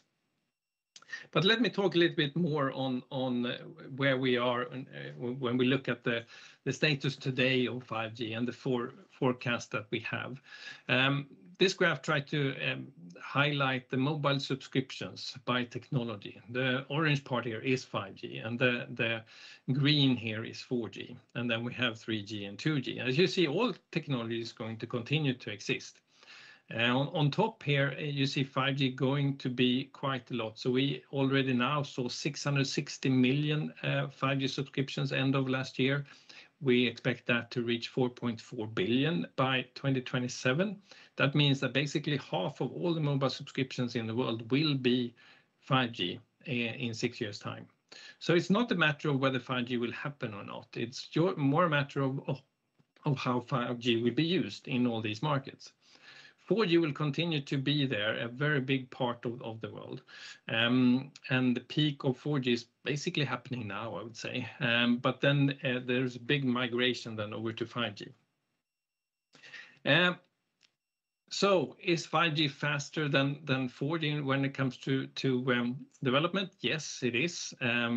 If we compare the number of 5G subscriptions to 4G subscriptions with the same amount of years after deployment or after the first launch of it, you can see the different graphs here, where 5G is basically almost reaching the 1 billion subscription mark almost 2 years ahead of what 4G. And the big reason for this is that China is much more early on now with 5G. When it comes to 4G, they were 2-3 years later in developing or moving to 4G. Another big difference is all the availability of handsets. Just on smartphone handsets, there are more than 400 models launched, and it stands for around 23% of global volumes right now, or end of last year, compared to only 9% for 4G at the corresponding. The availability of handsets is definitely a big reason for this, but also the fact that we have so many smartphone users. So the step going from a 4G handset, 4G smartphone to a 5G is a smaller step than it might have been back in the years when you went to 4G. That was the first time you got a smartphone at all. If we look at this and spread this out over regions, we have this graph. It might look a bit busy here, but I'm just going to go through it quite quickly, but still talking about it. The first bar of each region here is for 2021, and the second bar is 2027. And here you can see the transition from technology to in the different regions. You have sub-Saharan Africa to the left, which is still a very much a 3G, 2G market, going to becoming more and more 4G, but still going to be a lot of 2G and 3G in 2027. And then you have all the way to the right, the more mature markets, which are already now having quite a lot of 5G. Northeast Asia is basically ahead here. We have North America as well, quite far off. While by 2027 it's going to be North America and Western Europe, together with the Gulf countries and also Northeast Asia, that will have most amount of 5G subscriptions. So these are markets that already today are very much 4G, and they are then fast on 5G.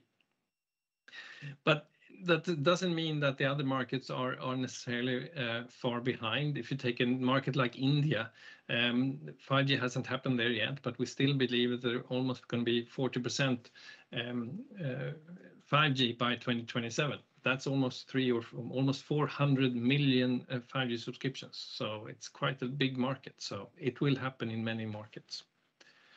And looking at, when 5G comes, there's also a big increase in traffic. And traffic here is basically network data traffic, how much is used. And we have been following this from Ericsson the last years and basically looked at how much traffic is actually coming through the networks. And this bar basically talks about the total amount of traffic, monthly traffic on a quarter basis. And we count both the traffic going from the mobile and up to the system, to the antenna, but also the way back from the network down to the mobile. So both what we call uplink and downlink.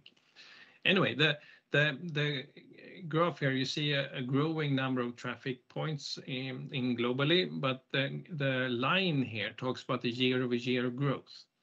And it's been hovering around 60% year-over-year growth with some bumps, some things that have happened in the market, but the last couple of quarters here is going down. But this is actually quite expected that it goes down, because when you measure, of course, year-over-year, the starting points as time goes by will be higher. So we cannot really sustain a 50-60% growth forever. So somewhere it has to probably go down a little bit, but I've been surprised time after time again that traffic is increasing so much in the world. We are definitely extremely hungry for traffic as humans. We want to drive a lot of different things with our smartphones. But basically, 70-80% of this is video. We're looking at video in all kinds of shapes and forms, and that drives traffic. We still expect it to grow some 5 times more by 2027 from the numbers we have today. And then on top of that, we have then fixed wireless access, and that also drives a lot of traffic. It's not as many connections, and this is, you can look at it as fixed broadband, basically the broadband home to your home. It could be a replacement of fiber. It could also be a complement in areas where you don't actually have coverage. But we expect 5G to play a big role here. It's been a lot of 4G so far, but we believe it actually will drive a lot of connections. So by 2027, we expect 230 million fixed wireless access connections in the world. And based on the fact that you actually connect a household, that's probably going to represent some over 800 million individuals having their normal broadband at home, but over 5G or 4G. And of course, that is, even though that may not sound so much compared to smartphone numbers, which are around the 6-7 billion number, it still represents a lot of traffic. So we believe that almost 25% of all the traffic in the world will come from these installations. That's because these users tend to use some 200, 300, 400 gigabyte per month, rather than the 20, 30 gigabyte that we might use on smartphones. So looking more into what has happened when it comes to this fixed wireless access, because this is one of the first 5G cases, 5G opportunities that have been early on, and that is very clear for many, where 5G actually had a big play to do. And a lot of this is coming from different parts of the world. Here you see different markets, different operators, and how much they are reporting right now in terms of users. Not so much, but the ambition is higher.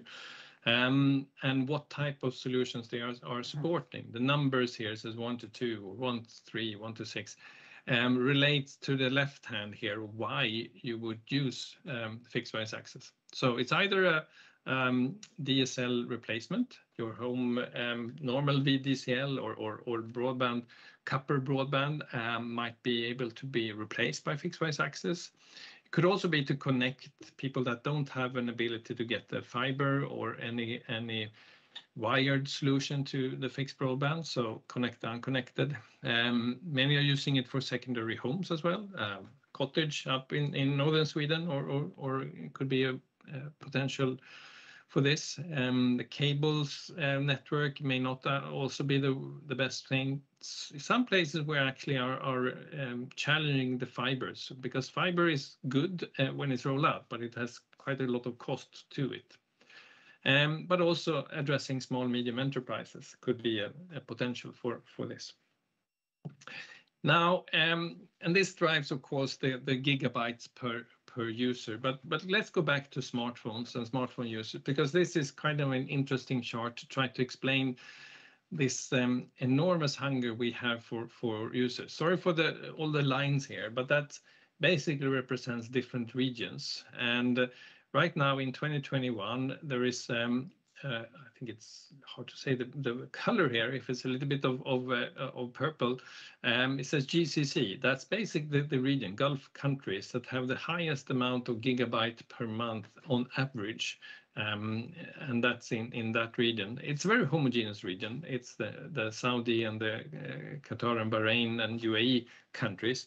But they are around 22 gigabyte per month on average. And below that, we see India, which might be a bit surprising to see India so high up. But this is because when 4G was rolled out in India, many users got a very great deal where they used their smartphone not just as a personal device, but as a hub for all kinds of things in the home. So they were using the smartphone as a Wi-Fi device, and therefore connected their TV, connected their laptop, and so on to the smartphone. And that have continued that type of usage in India, and therefore they have a lot of gigabytes per user in that region. But going to 2027, it will be the markets with the most amount of 5G subscriptions that we expect to have most gigabytes. And right now we expect that to be around over 50 gigabyte monthly average data is expected in North America and also Western Europe. And then, of course, the question becomes, what are people going to do with that gigabytes? Because it's hard to see us as humans having more hours to spend in front of the phone. But of course, this drives, on average, is a very, very big number, but there are markets that are already higher than this already now. I will show that to you. But just to say that these numbers actually are, we expect them to be driven also by these new type of services like augmented reality, virtual reality, or immersive services, or other things of solutions that come. So we do bet on some of these things driving traffic going forward. And just to show you why things can drive a lot of traffic, this just shows you how much gigabyte per month you would actually utilize if you were to use certain services. So 10 minutes per day, if you were to use a service 10 minutes per day using music streaming, you would basically not even get up to 1 gigabyte per month. If you do 10 minutes a day of normal YouTube watching, like this, that's around 3 to 4 gigabytes per month. But using cloud gaming, where you actually need a very high response and streaming the data with very good quality, both downlink and uplink, if you were to do that 10 minutes per day using that type of service, that means almost 60 gigabyte per month. That's kind of a lot of gigabytes just for such one service to use 10 minutes per day. And this, of course, asks or puts a number of questions to both networks. Can they cover this this capacity? And secondly, how do you charge for this? How can you actually earn money on this? And the first question on the capacity and the capabilities of network, it is very much up to 5G to solve this. 5G has the capability to do this. That's why 5G is needed. Secondly, when it comes to the monetization question or earning money on it, this has to be packaged in a different way. It cannot be that we just put it into the same unlimited package that operators are using today, but probably they will need to find new ways to charge for this, and let's see how that is done. But there are still a lot of trials already on it. Two short examples of where we are today in certain markets. So this is South Korea. Sorry. South Korea is a market dominated by 5G now. On the left-hand side, you see the number of 5G smartphones and the mobile data traffic trend, where 5G is actually using more data in the whole South Korea than 4G already today. And the amount of consumption per smartphone on the 5G is almost 3 times higher on average than all 4G users. This is, comparing all 4G users with all 5G users. And the subscriptions you see on top here. So even though there's 27% 5G subscriptions right now in South Korea, they stand for more than 50% of the traffic in the network. Another example comes from Far East Zone in Taiwan. This is also a very high consumption market where when you look at the different data plans, you can also see how it changes. 4G unlimited plan. Unlimited basically means that you can get as much as you want. Eat as much as you like, kind of solution. And here, even on 4G, they have actually using around 50 gigabyte per month on average. 5G users are then increasing that to almost 60 gigabyte per month. And this is now, not in 7 years or 6 years time. And a lot of this is driven by the fact that it's better user experience on 5G. There's a lot of new devices. When you get a new device, you, of course, are probably an early adopter on this. But it also drives higher average revenue per user, basically higher ARPU. So they are earning more money in those markets.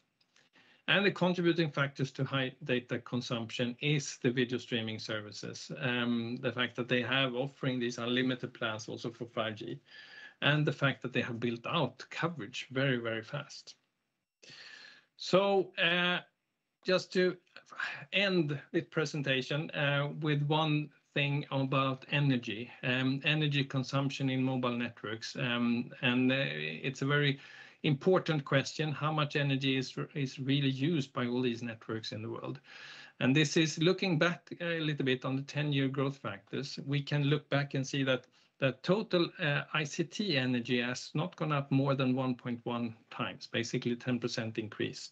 Networks energy has gone up 60%, 1.6 factor than what we had 10 years ago. So it is an increase, and it's a substantial increase, which has a cost effect to it.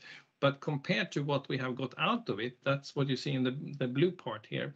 And I'm just going to highlight the last number. The amount of traffic in mobile networks last 10 years have gone up 300 times almost, 287. So there is a big disconnect. It doesn't mean, more traffic doesn't necessarily mean more energy use. But there is, of course, a growing increase in energy, which we are then with 5G actually disconnecting or decoupling. So you actually are able to do that differently. So with that, I want to end this presentation. And Marcus, do we have any questions? Thank you, Patrick. I got plenty of questions. Thank you very much for a very interesting presentations. Lots of clarifications and discussions that can be done around this. Let me start with maybe the drivers of the investments in 5G, because there's a lot of talk about turning back the clock a little bit, if I remember things right, and what I've read about is a lot of the drivers of bandwidth in the past 10 to 20 years has been, consumer experiences and such as Netflix, etc., has accounted for a lot of that growth. And the way I see it going forward is going to be a mix between industry, it's going to be things like autonomous driving, and then you also have the consumer experiences, such as you mentioned mobile gaming, etc. So maybe talk a little bit about what is what and what are the main drivers here, because there's a lot of talk about handsets, and I guess if you have an automation of production lines, not necessarily going to be driven by handsets. So maybe talk a little bit about that and straighten that out, and the drivers. And is it mainly going to be consumers which will driving this, which will be driver of this growth, or is it industry, or a little bit in between, or both? Yeah, absolutely, Marcus. It's a really good question, and it has a little bit of different answers depending on how you look at it. If you look at it from a traffic perspective, basically how much traffic will be in networks going forward, it will continue to be very much consumer driven, just for the sheer fact that there are so many of us having smartphones and having those type of new devices. So traffic wise, it will come very much from the consumer. But when it comes to both investment and also the revenue side, it will be a mix, because we will see a lot of new types of solutions of 5G also for the industries, and there is so much potential for 5G. So there will be, as you mentioned, autonomous cars and so on, but that's later on in the road, but using augmented reality in the workplace, but also in factories, using automatic guided vehicles in the factory floor, and using new type of services for your supply flow, and using very high reliable video streaming for health services, and all these different things, but also ports, minings. There's so many opportunities for 5G. So these will actually drive a lot of innovation, and potentially then drive a lot of investments from just pure digitalization perspective. If you can do something more simple by virtualizing it, by digitalizing it, and using a reliable connection to do so, that will be a big reason. So many of these businesses are already trying to digitalize or doing things more cost efficient, and 5G definitely will speed this up and be a big reason to do these investments, and also provide this type of extra capabilities for these different enterprises. We'll see a lot of that. But as I said, from a sheer traffic perspective, it will take a while before all these solutions add up to the amount of data that we see in networks driven by consumers so far. And just to get an idea, I think you were part of building a network at I know SKF a couple of years ago. They automated their production lines down in Gothenburg, and I think you and Chalmers together built the network which enabled that to happen.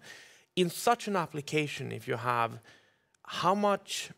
what is the data use of that compared to you were talking about the mobile gaming, for instance, but what kind of sizes are we talking about in such a process? Is it possible to say? It's hard. I don't know exactly that case for how much it will drive, but it depends a lot. There is so many different cases where you actually don't need so much data to be transferred, but you need it to be transferred very fast.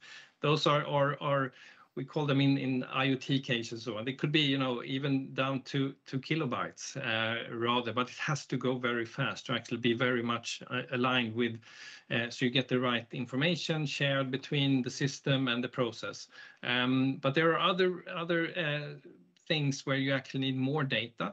It could be a drone that you need to be able to handle. It could be a vehicle that you need to be able to steer, a remote excavator or things like that. Then we're talking about megabits per second, or that you need to be able to run over that. And then it's more like a smartphone module. You take the chip and you put it into these type of solutions and make sure that it's a 5G capable then, and build the whole system around it.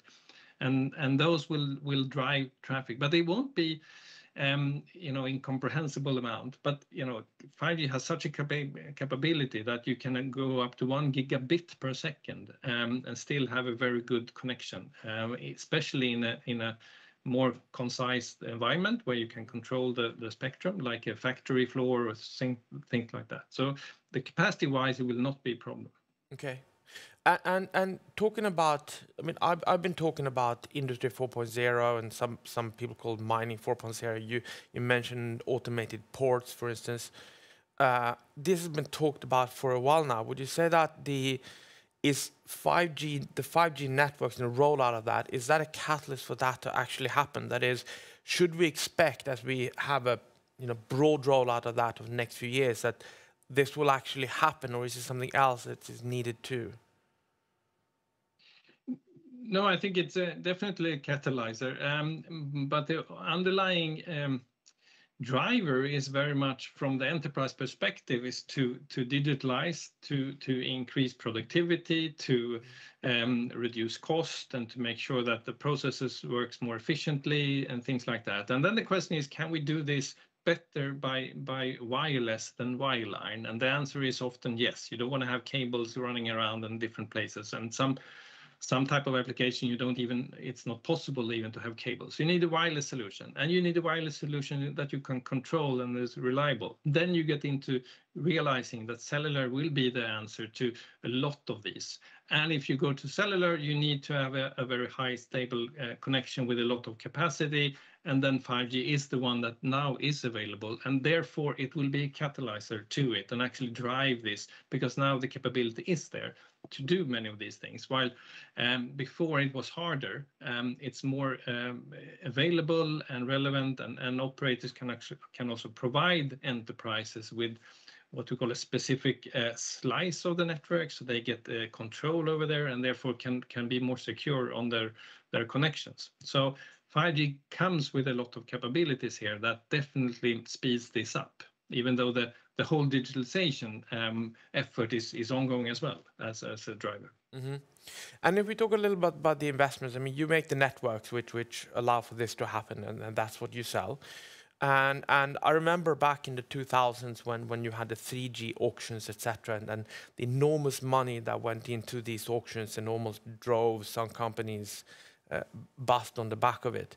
So talk a little bit about investments. So I assume there's huge investments that needs to go into this to make it happen. And looking at the previous cycle on the 4G and who's been the winner of this, it's been maybe, I might be wrong, but the handset manufacturers like Apple has been making more profits on the back of this of the upgrades from 3G to 4G than maybe the operators themselves.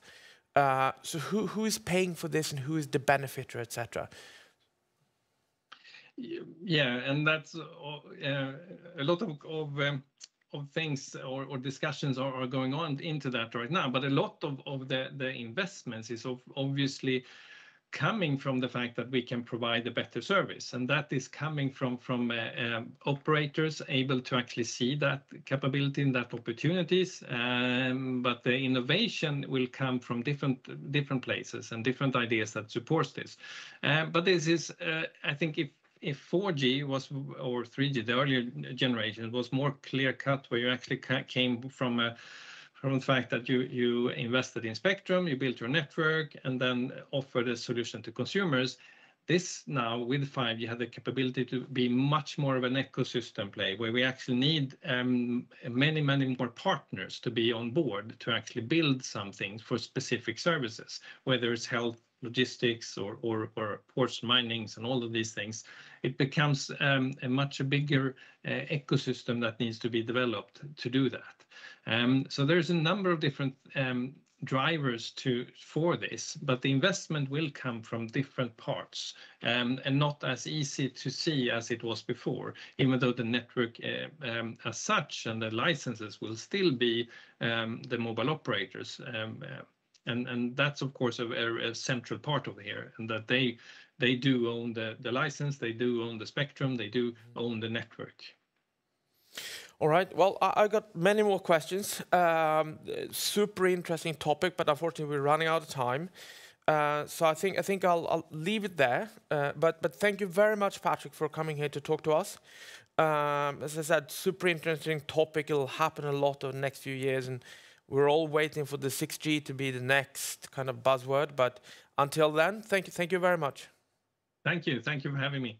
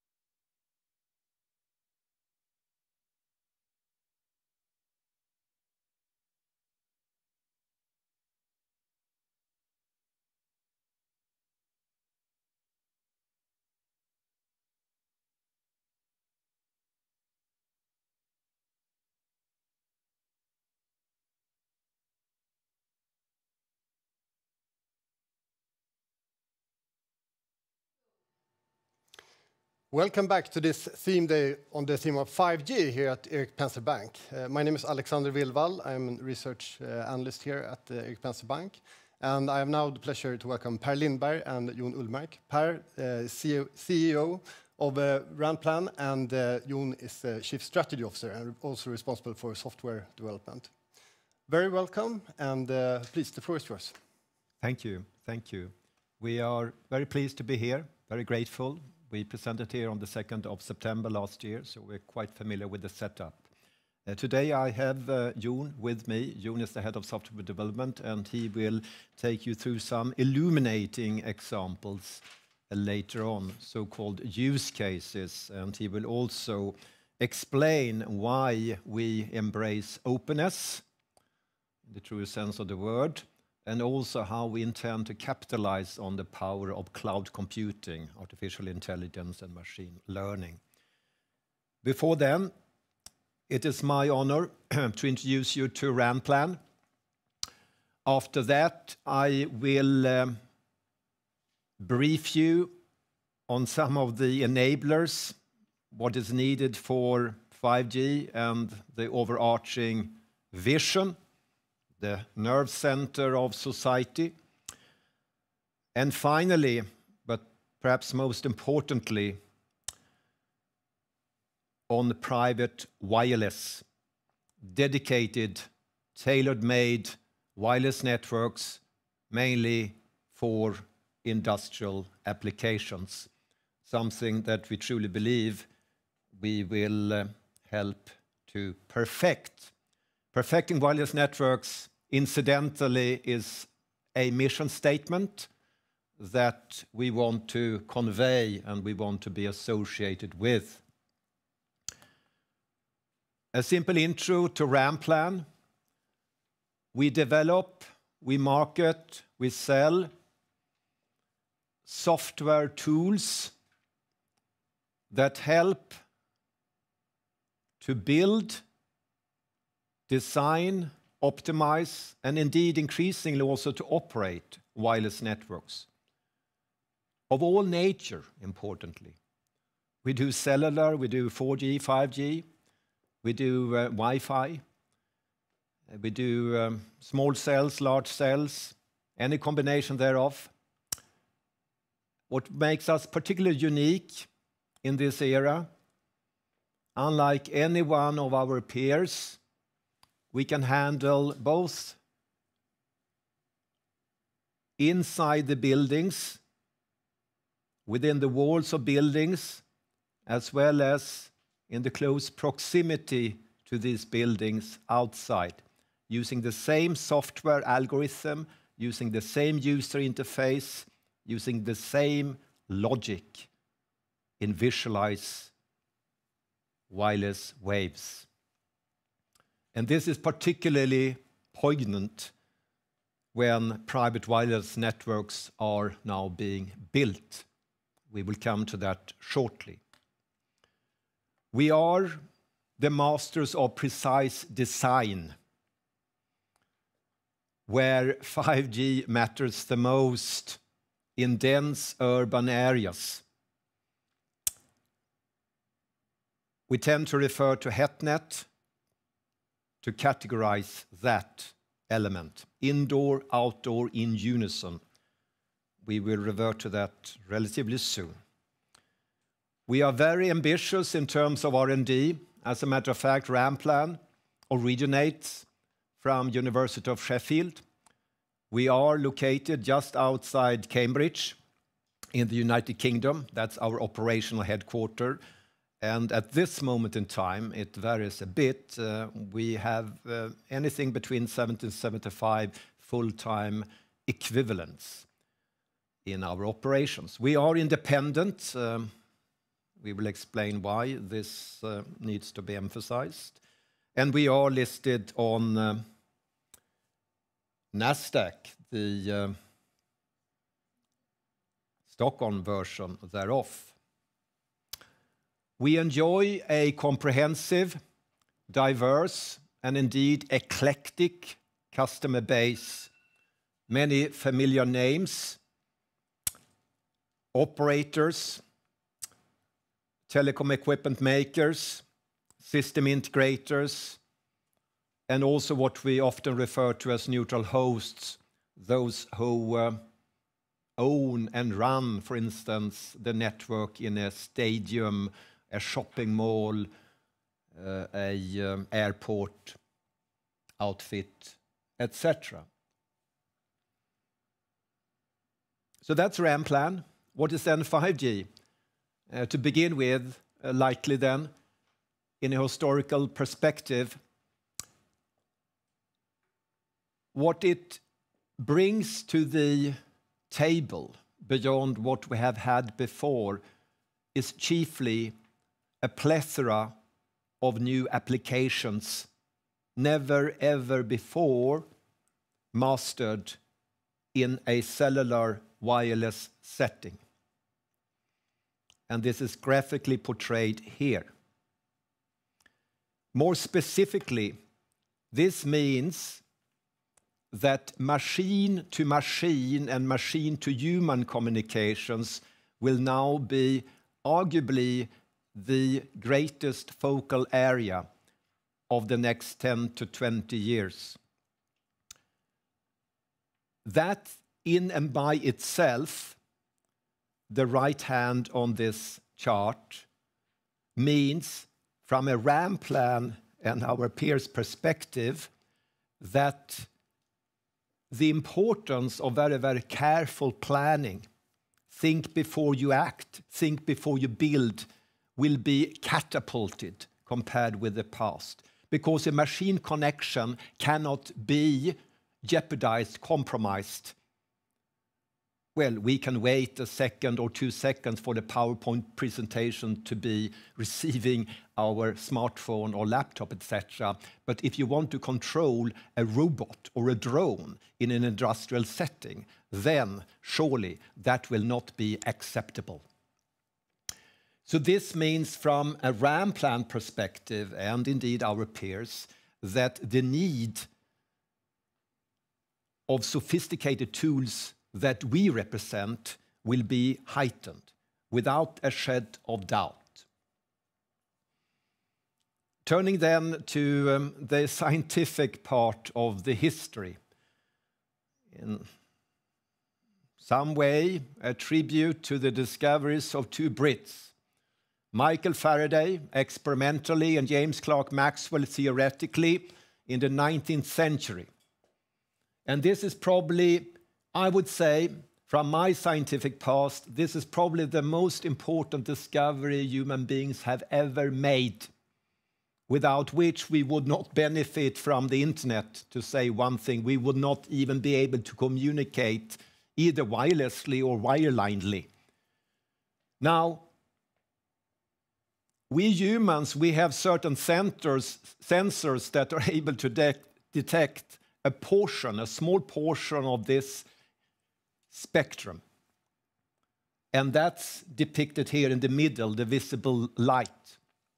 Now, further to the left, we depict where we currently operate in 4G and 5G, and soon then in 6G. And as you can see at the bottom, these wavelengths are much, much longer than what we can detect with our eyes. It's actually almost 1 million difference, a factor of 1 million. You have to multiply the frequency, a typical frequency of, say, cellular, by a factor of 1 million. It has to undulate 1 million faster for us to be able to detect them. So this helps to explain why a company like Ranplan is needed, because we visualize what we cannot detect with our eyes. And then, just for illustrative purposes, further to the right here, we have X-rays and gamma rays, and as we all know, they don't penetrate the body, at least not the skeleton, etc. Why? Because these waves, they undulate so fast, so they have a lot of energy, and the more energetic they are, the faster they are absorbed in the in the ambience.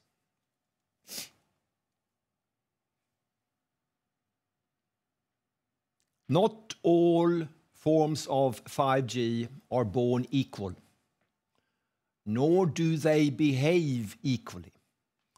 So often the term 5G is too generalized. Two extreme examples. Low frequencies, here labeled sub 6 gigahertz, they are not so much perturbed by physical objects. They travel relatively easily. They can bend and curve, etc. The limitation is more on the capacity compared with the high end of the spectrum, also known as millimeter wave, which has the precise opposite characteristics. So they complement each other. Let me then briefly explain why there's much more capacity and throughput in the high end of this spectrum. Think about me when I now speak to you. The faster I move my lips, the more information I can convey to you. But if I hardly move my lips, there's very little information I can convey per time unit. No difference here.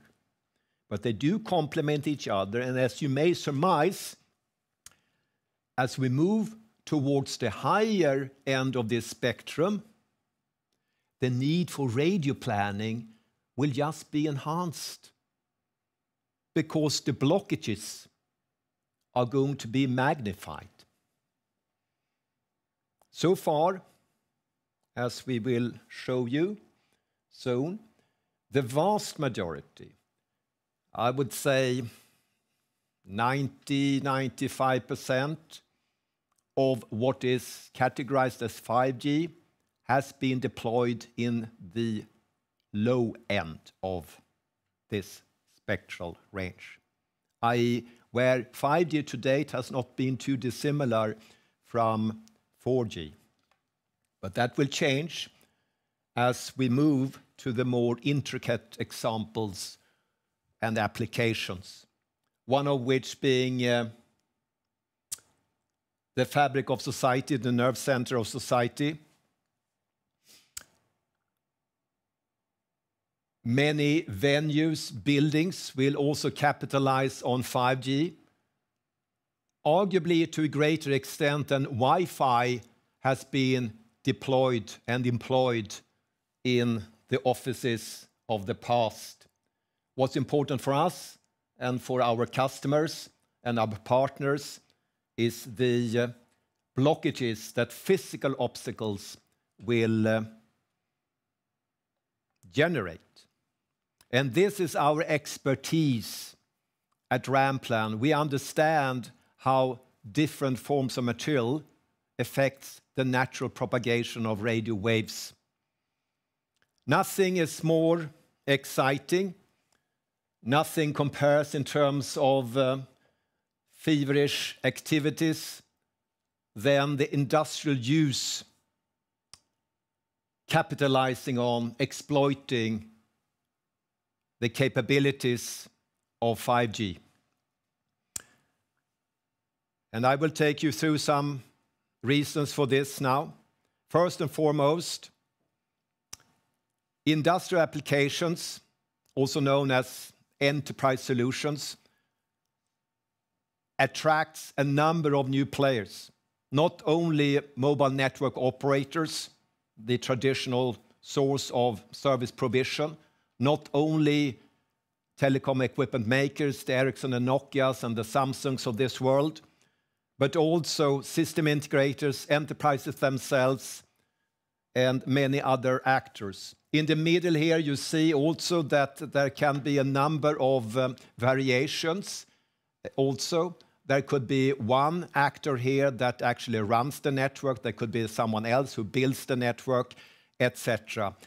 So we see a lot of collaboration between actors here highlighted. It's not necessarily then head-on competition. There's a lot of mutual benefits here to be shared.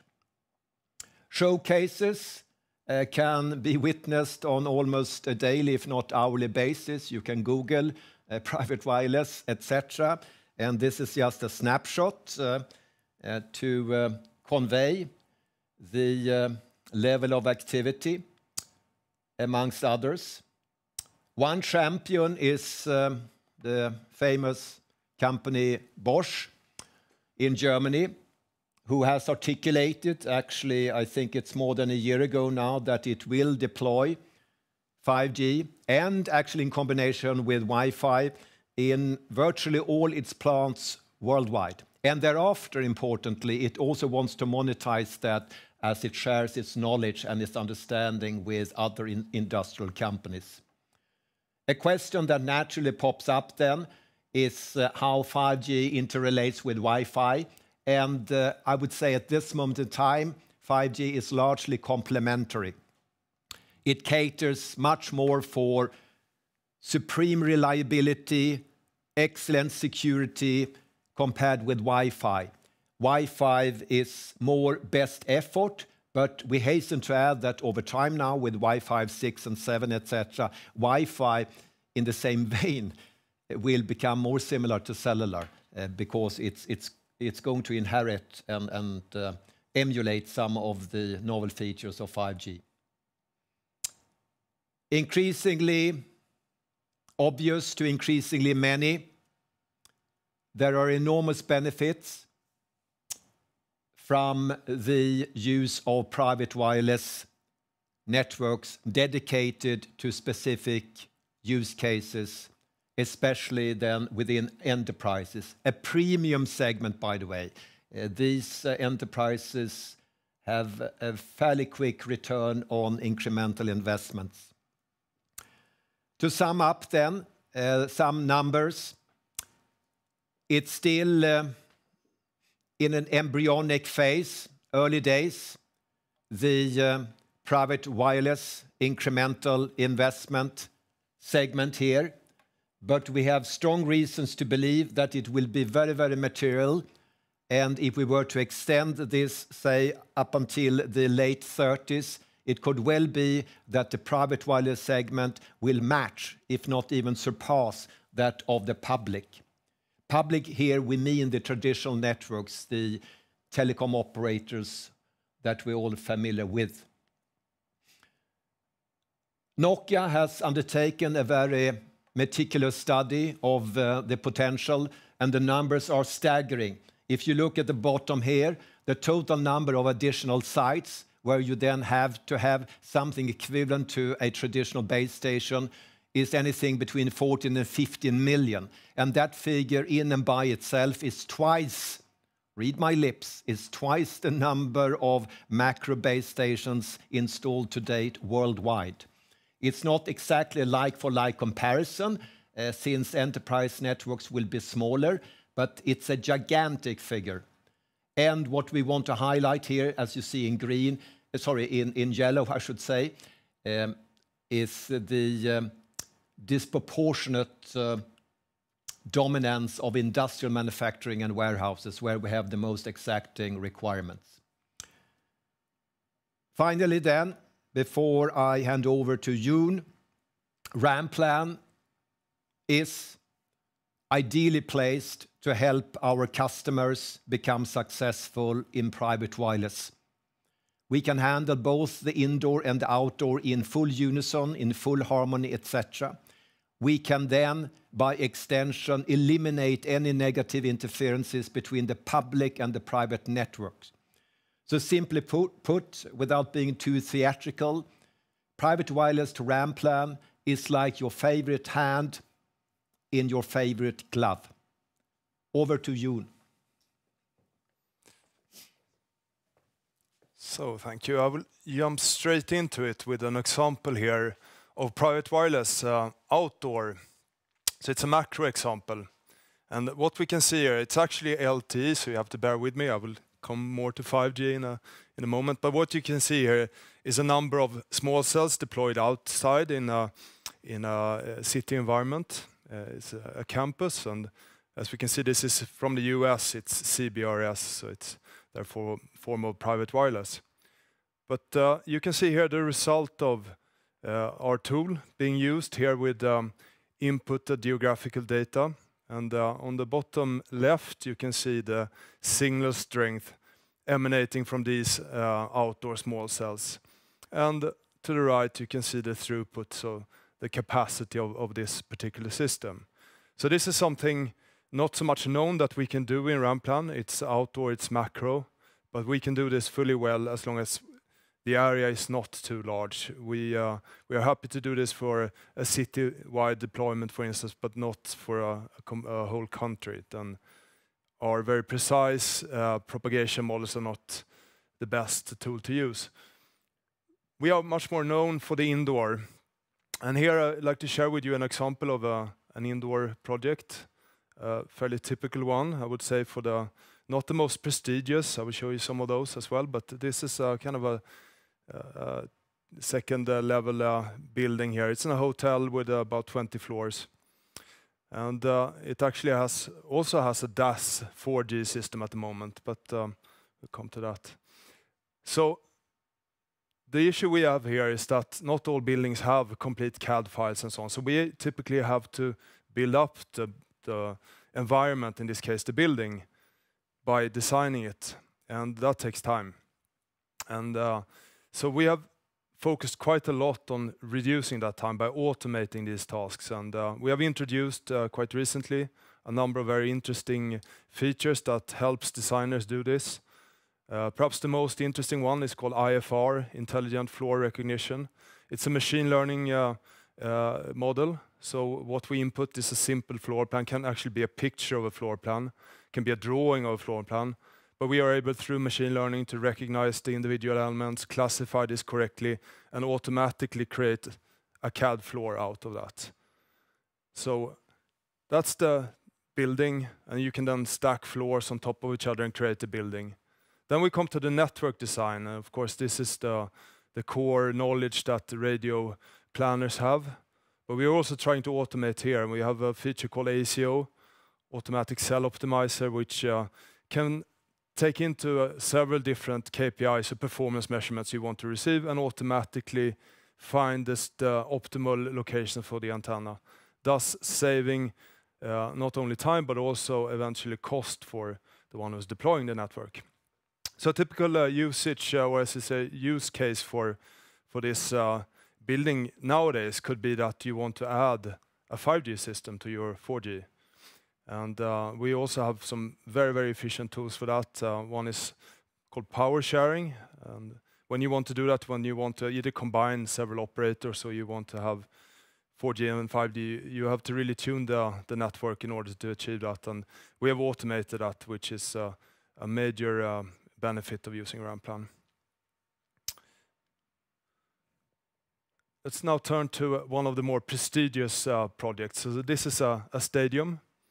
It's actually an illustration we did some time ago, so it's more of a pretty picture than a real-life stadium, this one. Normally you would have perhaps the radio radiating towards the seating area, not sort of from the back wall here.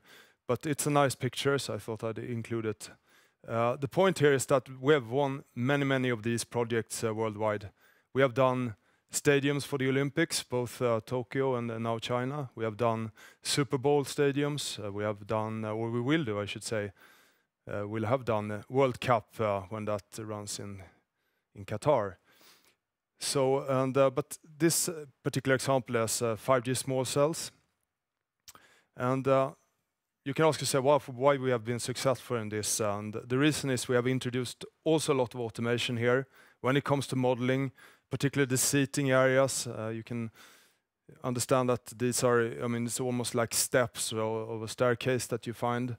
But it's very, very important to have extremely good performance here and to be able to model this, and not only the seating and the environment, but also sometimes even the crowd, even the people who are in the stadium. So we have that. We also have various ways of providing reports and efficient ways to showing that you are compliant with the desired KPIs here. And last but not least, of course, our main thing is that we have our own propagation models, and these are very, very accurate and have proven to be so, even against measurement data. So, but this is 5G small cells. That's perhaps not the state of the art, the most current. So let me show you one that's a little bit more state of the art. So this could very well be actually one of the World Cup stadiums where the World Cup will take place. But the point here I wanted to show is a use case again. This is fine-tuning a system. So here we have a massive MIMO, fully optical fiber system, so very, very advanced system, I would say. As you can see, probably a little bit hard to see here, but there's a 100 megahertz bandwidth that we've been working with here. And actually quite a lot of sectors, I think around 30 sectors, 28 sectors here. But with that kind of bandwidth, you cannot fit in all the channels you need. So the risk is that you will get interference. And that's what can be seen here on the left-hand side. That's the signal-to-noise ratio. So it's a measure of the interference. And actually here, red is very good and the blue is not so good, and green in between here. So you can see that there are some very good areas and there are also some slightly problematic areas. So on the right-hand side then, you can see the resulting throughput. And that looks very, very nice actually. You can see it's a high bandwidth here. We are up to, struggling to read it, but very high numbers. So even though this system has some interference, we still cannot improve upon the performance more than this here. But you can see nicely that this kind of turquoise areas correspond to the blue ones on the left-hand side. So that's an example of a high value, very prestigious case we do. Now we come to my favorite area. This is the cloud. And this is where I spend a lot of my time currently with the development work. So we have built from scratch a brand new cloud-native platform that fully takes advantage of the latest technology, has an architecture purely built for the cloud. So we have very efficient small microservices that can scale up and scale down depending on the needs, so we can fully exploit the power of the cloud, so to speak. And why is that important for us? One part is, of course, distribution of this. Having a desktop tool means you have to have a license. It's complicated to install and so on. With the cloud, of course, you log in, you have everything available. So that's a great benefit for users. And you want to bring in more people, then you can easily do that. But more to the point for us, it allows us to run our propagation models very, very efficiently, because these things are very good for parallelization. So you can, if you have a stadium with hundreds of antennas, you can actually calculate them one by one in parallel. So that saves a lot of time. And also it allows us to exploit some of the machine learning approaches we have. So we have very, very interesting things coming here. We will preview this in Barcelona at the end of this month at the Mobile World Congress. Just a little bit on where we see this going. So currently we are using this to enhance our other tools. But we think gradually things will transition and it will be more and more cloud. And to offer this, we have built this so it's very flexible, so we can provide this as a service that we provide to customers, or we can deploy it at the customer's premises. And we can also use this to power other people's planning tools, for instance, if there's a need for that. Quick slide on O-RAN. It's been talked about previously, I think, in this seminar. It's very important for us. We believe in O-RAN. We are members. It allows smaller companies like Ranplan to compete with the largest players in this industry. It's really focused on the best tool for the intended use cases, and more to the point, it allows us really to integrate with all the key players in this industry. So that's a crucial membership that we have, and we are currently exploiting this. We are looking at something called the RIC, the RAN Intelligent Controller, which is, to my mind, the most important part of O-RAN. it can be viewed as kind of the nexus, the integration point in the RAN. And here is where there are standardized APIs. So a company like Ranplan, we can develop our optimization algorithms. We can deploy them as apps. In this case, they're called either XApp or R apps, depending on where they reside in the RIC. But this gives us the opportunity to scale across all the operators that have deployed a RIC, and without having long integration projects and so on. So it's very, very important. And also, we actually provide something fairly unique here with the data we produce from the planning. So we really have something to contribute here in terms of optimization. So with that slide, I'm handing back to Per. Thank you. Thank you, Jon. This is brilliant. And as a concluding remark, we are independent, unlike at least one of our peers. This means that we can help our customers to select which vendor, which supplier's equipment is best fit in each and every environment. And that will become objectively, neutrally, and that will become even more paramount for our customers when the antennas become more intelligent. You can steer the antennas in space and time. So this is something that we want to increasingly assertively convey to our customers to their benefits. We have plenty of videos on the website. This is just a selection of them for anyone who wants to dig deeper. But given the time constraints, I think we open up for the Q&A. Thank you. Thank you, Per and Jon, for this very informative presentation. I would like to begin the questions with perhaps what you touched on at the end of the presentation regarding your independence and the possibility to guide your customers to the right suppliers or perhaps equipment and other things. Are you totally, is it totally possible for you to work with all equipment providers and in all settings? Are you your systems free across the spectrum, so to say? I would say yes, in general. Now, to add to that, our major competitor is owned by a very large company which competes with Ericsson, Nokia, Samsung, Huawei, ZTE, and all the others. Whether that company, that Colossus, is going to work with us, given that it has its in-house tool, that remains to be seen. But with that caveat, yes, we can work with virtually everyone, and virtually everyone would like to work with us because they can trust that we are not compromising anything.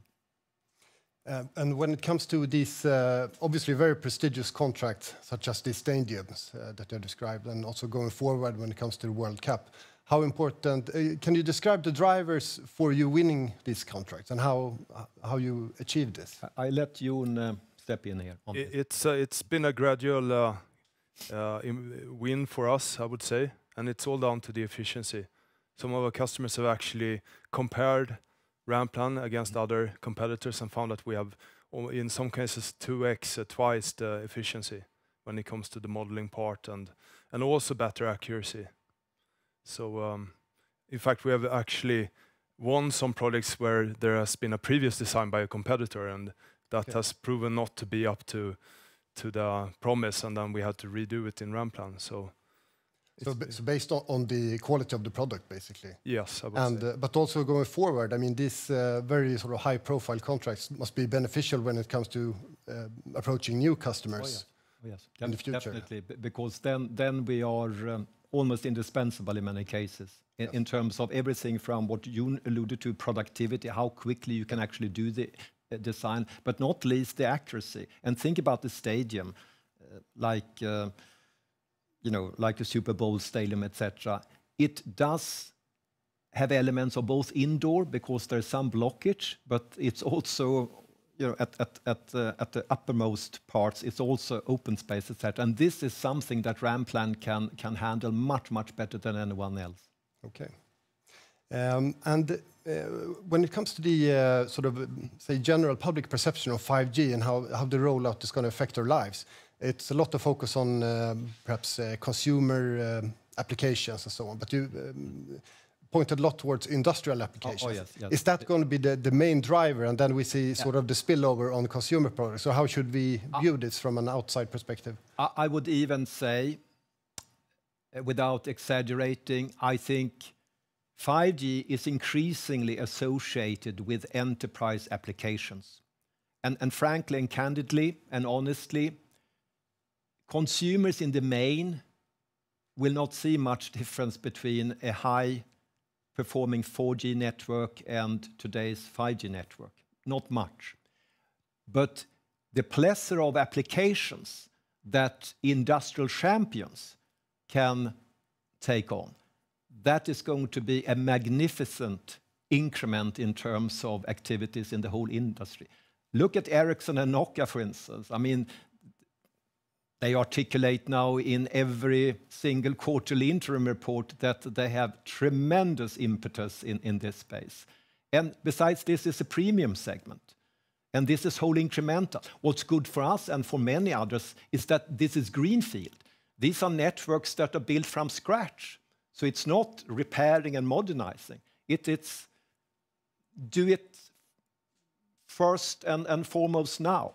Now, in order to catalyze and energize that market, we, together with our partners and customers, we need to demonstrate that it works in certain settings. It's known as use cases or reference cases, etc., and case studies. And that we want to do together with our prominent customers and partners.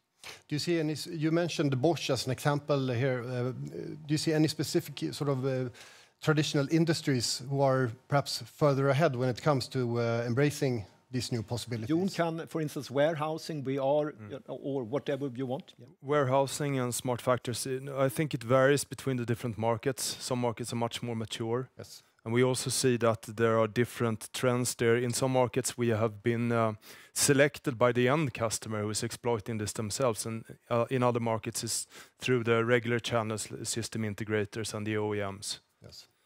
And these markets have come into focus a lot during the last few years with the explosion in e-commerce and so on, and logistical solutions are very much in focus. Has this sort of speeded up the attention towards these possibilities, would you say? I think also sorry, Perry, but I think also the security aspect of it is a very important driver here for many companies. That perhaps more so than performance at this point, even though I still believe that low latency and other use cases will be more important in the future. And if you look at the hyperscalers, also known as internet giants, their main emphasis now is on the industrial space and enterprise, etc. They want to move their data centers, the Microsofts, the Googles, the AWS of this world, closer to the proximity of the factories and the enterprises of the future, in order also to have much quicker response times, in order to control the robots and the drones in a very timely manner. Would you say when it comes to cloud capacity, do you see that as being able to keep up more on a general level with the demand for 5G solutions? So yes, so far, yes, I would say definitely. I think the industry is perhaps underutilizing the cloud infrastructure that's already out there, mainly for security concerns, sometimes regulatory reasons.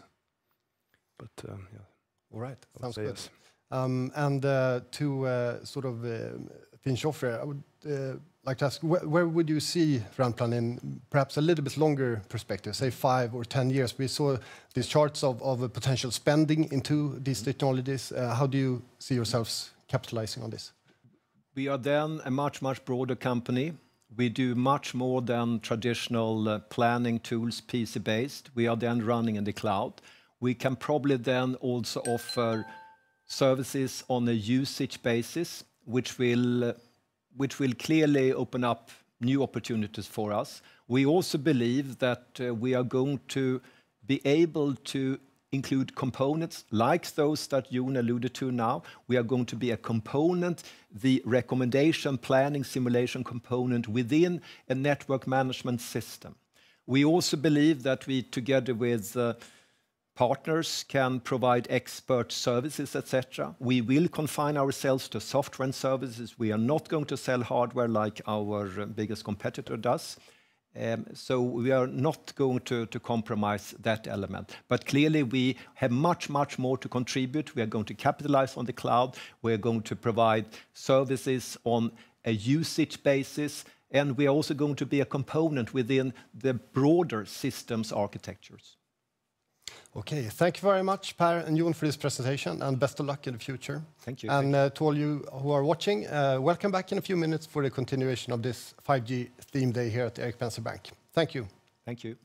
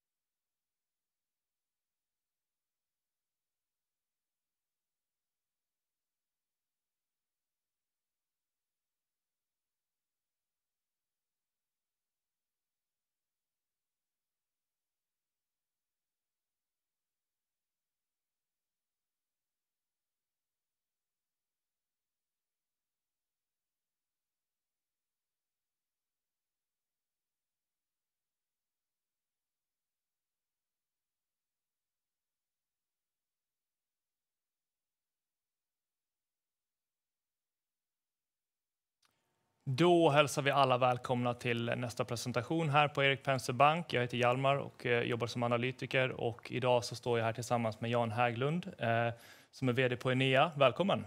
Tack så mycket. Och vi ser fram emot en väldigt spännande presentation och en efterföljande frågestund. Så med det sagt lämnar jag över ordet. Ja, tack så mycket och tack till alla som lyssnar. Ja, jag heter som sagt Jan Hägglund och är vd för Enea. Och vilka är då vi, Enea? Många känner säkert till oss, men med en mening kan man väl säga att vi är ett svenskt, baserade här i Stockholm, noterat programvaruföretag. En av världens ledande specialister inom programvara för telekommunikation och cybersäkerhet. Vi omsatte förra året 976 miljoner kronor med en rörelsemarginal på 26%, avrundat, och med en tillväxt i omsättning på 11% jämfört med året före. Men här idag kommer jag att prata om vad vi gör framförallt för framtiden och framförallt på dagens tema 5G. Men innan jag gör det, lite kort bara om företagets historia. Enea har funnits sedan 1960-talet och har gått igenom ett antal faser sedan dess. Det som har varit gemensamt för företaget under hela tiden är att det har varit ett programvaruföretag. Ett företag för att ta fram avancerad mjukvara i diverse olika avancerade tillämpningar. Från mer konsultverksamhet till vad som kallas realtidsoperativsystem, och vi levererade och levererar till stora kunder som Ericsson och Nokia under många år. Men som ni ser så har Enea gått igenom de senaste åren en omställning, kan man säga. En omställning mot det vi kallar nätverkslösningar. Lösningar som är programvara som är viktig och essentiell för olika former av nätverk och kommunikationslösningar globalt ute i världen. Jag kommer att prata mer om det. Vi har gjort det dels genom egen utveckling tack vare de utvecklingsingenjörer och den egna innovation som vi har. Men också baserat på ett antal strategiska förvärv. Och ni ser de senaste 5 förvärven här. Cosmos 2016, Open Wave Mobility 2018, en division från Atos 2019, företaget Aptilo 2020 och nu senast 2021 det irländska företaget Adaptive Mobile Security. Och som namnet antyder, ett företag specialiserat inom cybersäkerhet, vilket är ett oerhört viktigt område för oss, just framtiden inom 5G och cybersäkerhet. Vad gör då Enea? Ja, man kanske inte är medveten att man använder Eneas programvara, men det är faktiskt miljarder människor. Vi har försökt estimera till ungefär 4,5 miljard människor varje dag som på ett eller annat sätt berörs av eller använder Eneas programvara. Till exempel varje gång man får ett meddelande, särskilt i USA där vi har en väldigt dominant ställning. Tänk att ni får ett meddelande där det står klicka på den här YouTube-länken. Ja, ska man göra det eller ska man inte göra det? Är det en farlig länk eller inte? Det är en av de saker vi är specialiserade på. Och bland annat i USA så står vi för att tvätta och säkerställa att meddelandena är säkra. Så om vi antar att det här meddelandet var säkert, att man klickar på länken, då handlar det om att på ett säkert sätt koppla upp sig på nätet. Det ska vara säkert för dig som användare, det ska också vara säkert för operatören att få in rätt abonnenter till nätet. Det här är också någonting som vi är specialiserade på. Säker uppkoppling och också säker lagring av information. Den här informationen är ju personlig information som inte får läcka ut i nätet. Och det är också någonting där vi är världsledande och har några av de absolut största och viktigaste telekomoperatörerna som våra kunder. Ja, jag utlovade en YouTube-länk och vi inte bara står för videotransmission, men vi står också för optimering av video. Och video står för ungefär 80% av mobil datatrafik. Så att en väldigt viktig funktion att optimera dels slutaranvändarupplevelsen, men också optimera kapacitetsutnyttjandet. Också ett område där vi har en världsledande position. Säkerhet är viktigt. Alla behöver veta vad är det för typ av trafik som går i mitt nät. Video och YouTube är ju säker trafik och den ska ju givetvis släppas igenom. Medan det finns en massa andra trafik som inte ska släppas igenom. Och just den här klassificeringen, att förstå hur olika trafik ser ut, ibland är den till och med krypterad. Det är någonting som vi också är specialister på. Och därmed kan vi alltså hjälpa kunder. Det kan antingen vara operatörer, men det kan särskilt vara systemleverantörer som i sina lösningar behöver kunna klassificera trafik. Det här är vi bäst i världen på, får man nog säga, i all ödmjukhet. Till slut då, det här var ett exempel som handlar om att man kopplar upp sig mot ett mobilt nät. Men Wi-Fi finns ju där och komplementet och övergångarna mellan mobila nät och Wi-Fi kommer att fortsätta vara viktigt. Det är viktigt idag, ibland märker man det inte ens. Men just att kunna på ett säkert sätt koppla upp sig även mot Wi-Fi-nät är någonting som vi är ledande på tack vare ett av de förvärv som vi gjorde förra året. Och just att kunna skapa säkra uppkopplingar både för människor och enheter, uppkopplade enheter, är någonting som vi fortsätter att satsa på. Så allt det här är ju relevant även i 5G, men låt oss prata lite om vad som är viktiga trender nu med 5G, i alla fall trender för oss och vår marknad. Och vi har valt ut 3 stycken som jag kommer att prata lite mer om. Det första är såklart säkerhet. Att med 5G så kommer säkerhet inte bara fortsätta vara viktigt utan vara ännu viktigare än vad det är idag. Det andra är molnbaserad teknologi och molnbaserade affärsmodeller. 5G bygger på molnteknologi. Och för att kunna vara framgångsrik i 5G så behöver man vara duktig på molnteknologi, både affärsmässigt och tekniskt. Och till slut, 5G kommer att öppna upp dörren för mer konkurrens. 5G är byggt för att fler programvaruleverantörer ska kunna samverka till att bygga morgondagens nät. Ungefär som en telefon funkar med en App Store, så i den riktningen går även nätverken för framtiden. Så jag kommer att gå lite djupare än där. Om vi börjar med 5G, jag tror vi alla gillar affärsmöjligheterna som 5G öppnar upp. 5G som inte bara en möjlighet att få mer bandbredd för mig som konsument tack vare nya frekvensband eller bättre täckning. Men också vad 5G kommer att kunna göra för till exempel publik infrastruktur, effektivare transporter, effektivare energianvändning och effektivare energiproduktion och transport. 5G som möjliggör för nya typer av mediaanvändning, till exempel virtuell realitet och den typen av lite mer avancerad användning av media. 5G som möjliggör för industrier som digitaliserar sig, som behöver koppla upp utrustning trådlöst, inte minst. 5G är ju byggt för högre datatakter och lägre fördröjning. Och de här egenskaperna tillsammans gör att många tror och tycker att 5G kommer att kunna möjliggöra för just industrier att ta nästa steg. Och till slut, hur människor och enheter samarbetar. Också någonting som 5G kommer att kunna skapa nya möjligheter för tack vare de här tekniska egenskaperna. Så att det är en väldigt spännande marknad som öppnas upp med 5G. Men om man ska vara lite paranoid, vilket man ska vara, särskilt om man är i säkerhetsbranschen, så måste man också förstå att 5G kommer att komma med nya cybersäkerhetshot. Redan idag så läser vi i tidningen varje dag om cybersäkerhetshot mot människor, mot företag och mot nationer. Och i ett sånt här scenario där vi blir mer uppkopplade, där vi förlitar oss ännu mer på näten, högre bandbredder, vi kanske har all vår personliga information lagrad på olika ställen, så skapar det ett hot mot bredare och fler typer av cyberattacker.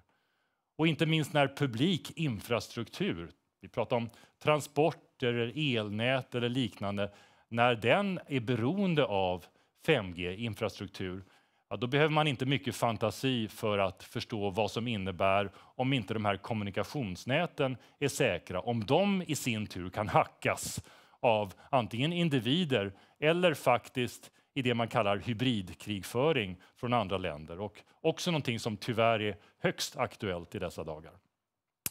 Media, vi pratar om det. Nya typer av konsumtion, nya typer av appar breddar också möjligheten att kunna komma in med skadlig programvara i näten. Jag nämnde företag som digitaliserar sig och det är klart att det är en fantastisk utveckling.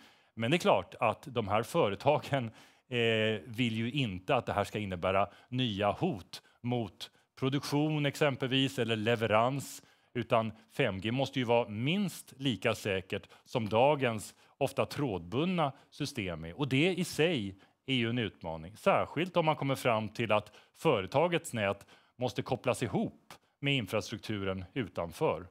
Och det där kommer att vara en avvägning om man har människor eller kanske enheter eller säg lastbilar som både befinner sig i företagens nät men som också måste kunna finnas i de globala näten.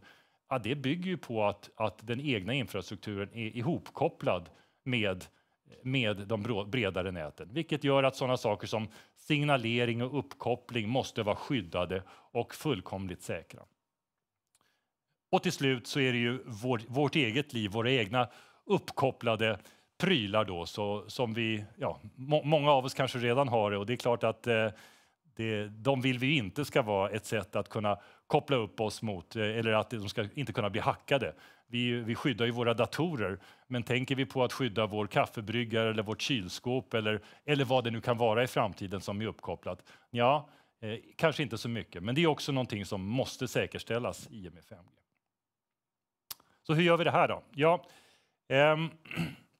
jag påstår inte att vi på Enea har svaren på alla de här frågorna, men jag kan nog påstå att vi är mycket väl och kanske unikt positionerade för att kunna adressera många av säkerhetsproblemen, säkerhetshoten och också lösningarna i 5G. Vi har byggt upp en portfölj, en kunskap och en kompetens inom 5G, och vi har också satsat just på cybersäkerhet, både med egen utveckling men också med en del strategiska förvärv. Och vi ser det här komma samman nu på ett väldigt spännande sätt. Om jag ska konkretisera lite grann vad det kan handla om, så handlar det om kanske de här 3 huvudområdena. Det handlar om att säkra infrastruktur, det handlar om att säkra trafik i näten och det handlar om att säkra de tjänster som näten levererar. Och vi har redan idag en kundbas som vi arbetar med. En kundbas av några av världens största systemleverantörer och mobiloperatörer och faktiskt andra företag som är rent specialiserade på kommunikation. För infrastruktur så kan det handla om det jag var inne på tidigare. All infrastruktur i mobila nät signalerar till varandra. Så att ett lands nät signalerar till ett annat lands nät. Ett litet nät i ett land signalerar till ett stort nät i ett land. Och det är ett måste, för annars skulle de här inte kunna kommunicera. Vi skulle inte kunna flytta mellan länder och ingenting av det som är det vi är ute efter i mobiltelefoni skulle fungera. Men det betyder också att den här signaleringen måste kollas. För att signalering inte bara skulle kunna vara, utan är redan idag ett hot, en attackvektor där man kan gå in och inte bara förstöra utan faktiskt även spionera på trafik i mobila nät. Det här är någonting som inte pratas jättemycket om, men vill man gräva vidare så finns det material. Bloomberg till exempel hade en ganska insiktsfull artikel om det här så sent som nu i december.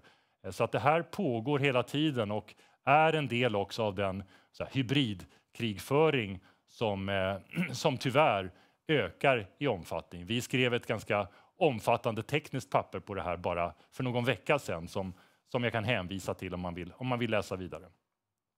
Att säkerställa trafik har jag pratat om tidigare. Det handlar om att förstå vilken trafik som är bra, som ska släppas igenom, ska prioriteras, och vilken trafik som är skadlig. Och att just göra den här sorteringen bland mer än 3-4 000 internetprotokoll, det kräver särskild kunskap, det kräver särskild programvara, det kräver särskild analytikerkompetens. Och det här är någonting vi har byggt upp. Vi har inte bara produkter utan vi har faktiskt experter som ägnar sig åt det som på engelska kallas threat intelligence, alltså informationshantering om cybersäkerhetshot. Och det här använder vi kunskap globalt från olika länder för att kunna ligga steget före förhoppningsvis på andra platser runt om i världen. Och till slut handlar det om att säkerställa tjänster. Jag har redan pratat om meddelanden som vi vill ska vara säkra och tvättade. Men det handlar också om andra saker. Det handlar om säkra uppkopplingar både för människor och för uppkopplade enheter. Så att det här är några konkreta exempel där vi Enea har produkter, där vi har expertis och där vi ser att de här produkterna är oerhört relevanta nu i en 5G-baserad framtid. Jag lovade att säga någonting om molnteknologi. Molnteknologi är ju såklart dels en teknisk fråga. Ska man vara anpassad för molnteknologi så måste de produkter man har, de programvaruprodukter man har, vara anpassade för de molnplattformar som finns. Det kan vara specialiserade molnplattformar, men i högre och högre utsträckning så är det också de stora, breda, ofta globala molnplattformarna. Till exempel Amazon Web Services eller Microsoft Azure som mer och mer dominerar, kan man säga, infrastrukturen för molnprogramvara. Så att programvara ska vara anpassad till det här och ska kunna vara flexibel. Det kallas ibland cloud native på engelska. Men det är också en affärsfråga. Det handlar om affärsmodeller där man som företag måste vara beredd att möta kundens behov av att kunna till exempel ta intäkter och kostnader allt eftersom programvara och kapacitet växer. Någonting som är lätt att göra i molnteknologi om man gör det på rätt sätt från början. Och till slut handlar det om leveransmodellen också. Det kan ofta handla om att tidigare har man levererat en produkt. Antingen så skickade man en hårdvara med inbyggd programvara eller så skickade man över en programvara. Framtiden handlar mycket om att man inte skickar någonting utan det handlar om att leverera det här som en tjänst.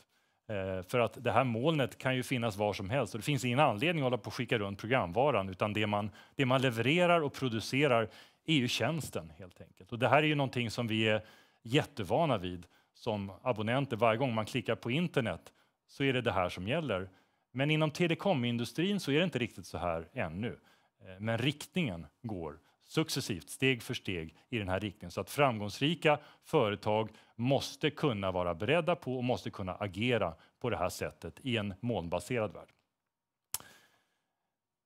På Enea har vi kommit långt. Vi har produkter som är rent programvarubaserade. Vi har flera olika affärsmodeller, flera olika tekniska modeller. Så vi kan redan idag möta både kunder som vill köpa vår programvara som licens. Vi kan möta kunder som köper vår programvara som en tjänst. Och vi kan också hantera driften av den här programvaran. Vi har exempel på det här i kommersiell drift över hela världen redan idag. Och det här ger oss förtroende att kunna fortsätta det här. Så får vi se, så måste vi kunna möta marknaden och kunder i den takt som de vill ta det här. Vi har också en affärsmodell och en säljmodell som kombinerar direkt försäljning. Så vi har en säljkår och vi har närvaro i många nyckelmarknader så att vi kan göra affärer direkt med stora kunder och det gör vi också.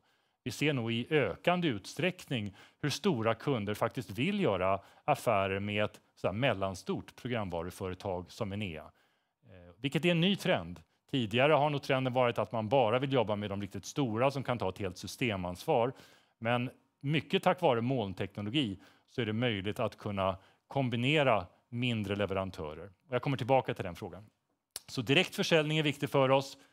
Men vi har också ett antal viktiga partners som hjälper till att bygga hela system och som använder vår programvara som en viktig byggsten i att bygga ett större system.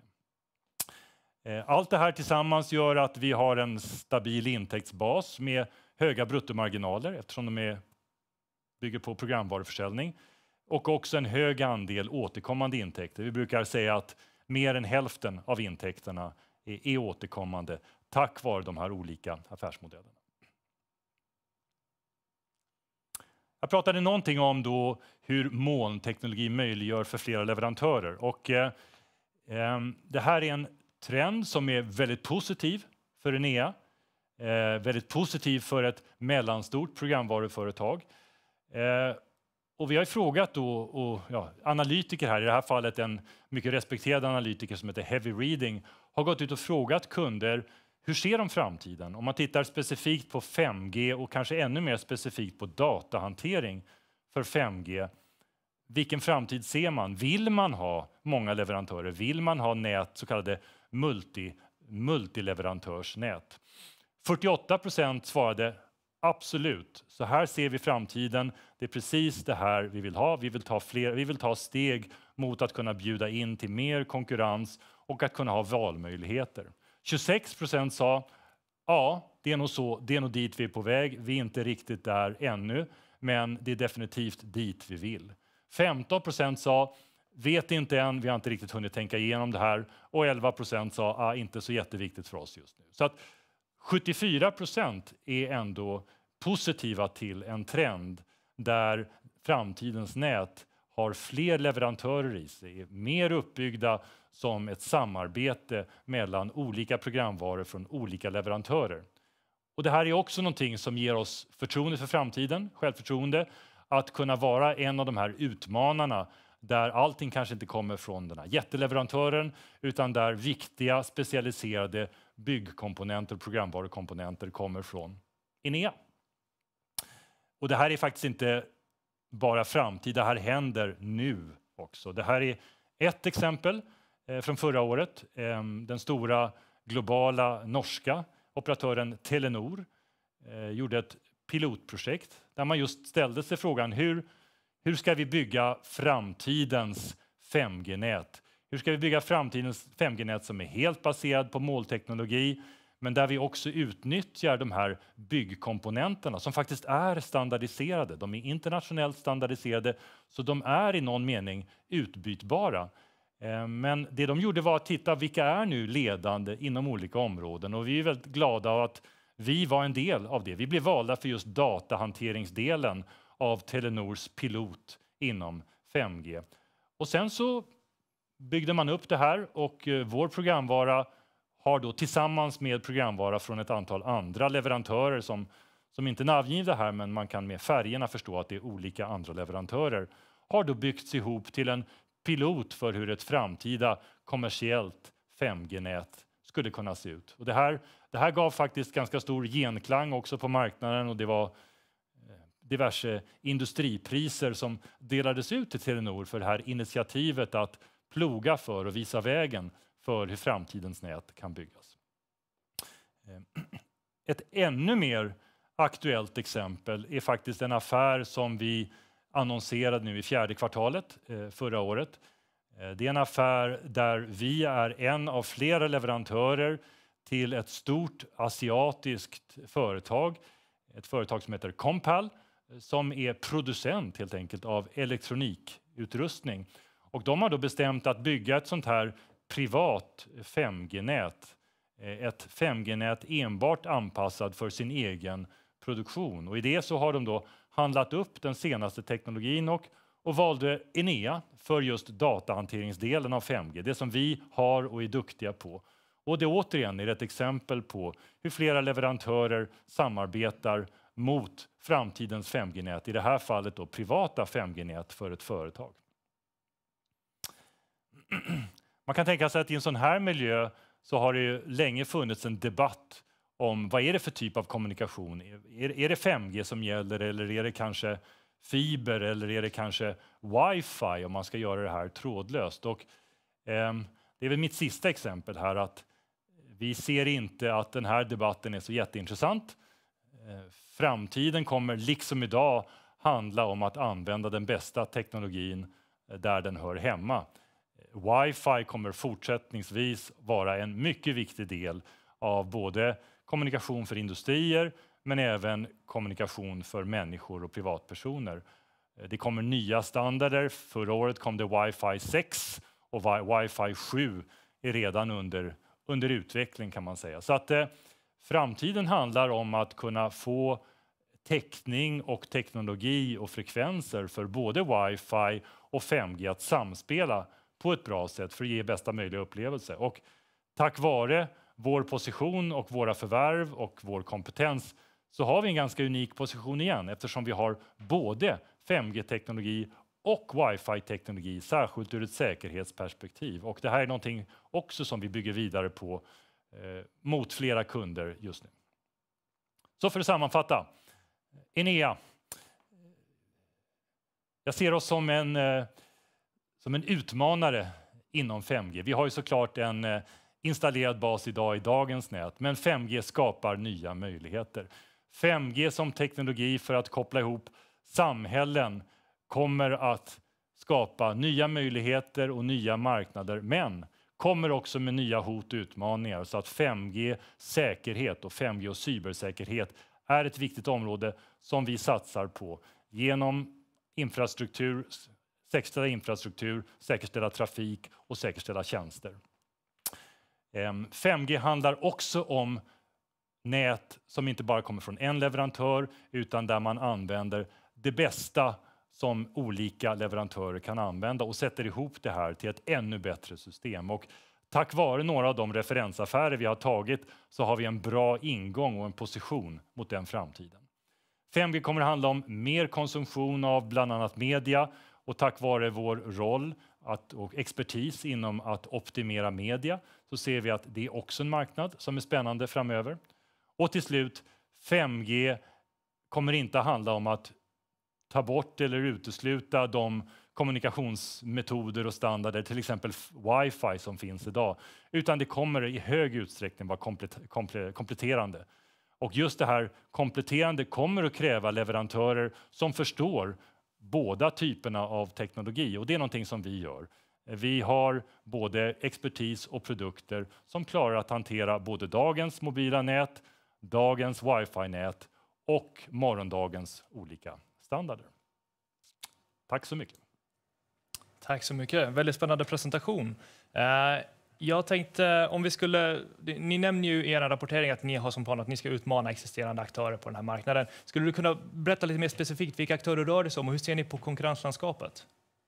Ja, men vi har olika typer av konkurrenter. Man kan nog säga att vi har två olika typer av konkurrenter. Det ena är konkurrenter, stora systemleverantörer, jag tror några har vi här i närheten, som liksom har allt i sin portfölj. Och det här är ju, att bygga ett helt kommunikationssystem kräver hundratals olika produkter och programvaruapplikationer, och vi har inte ens i närheten av de här. Säg att vi har en 10-15 just nu. Så att vi har inte ambitionen att vara systemleverantör, utan vi har ambitionen att just vara specialisten som kommer in och gör de delarna väldigt väl.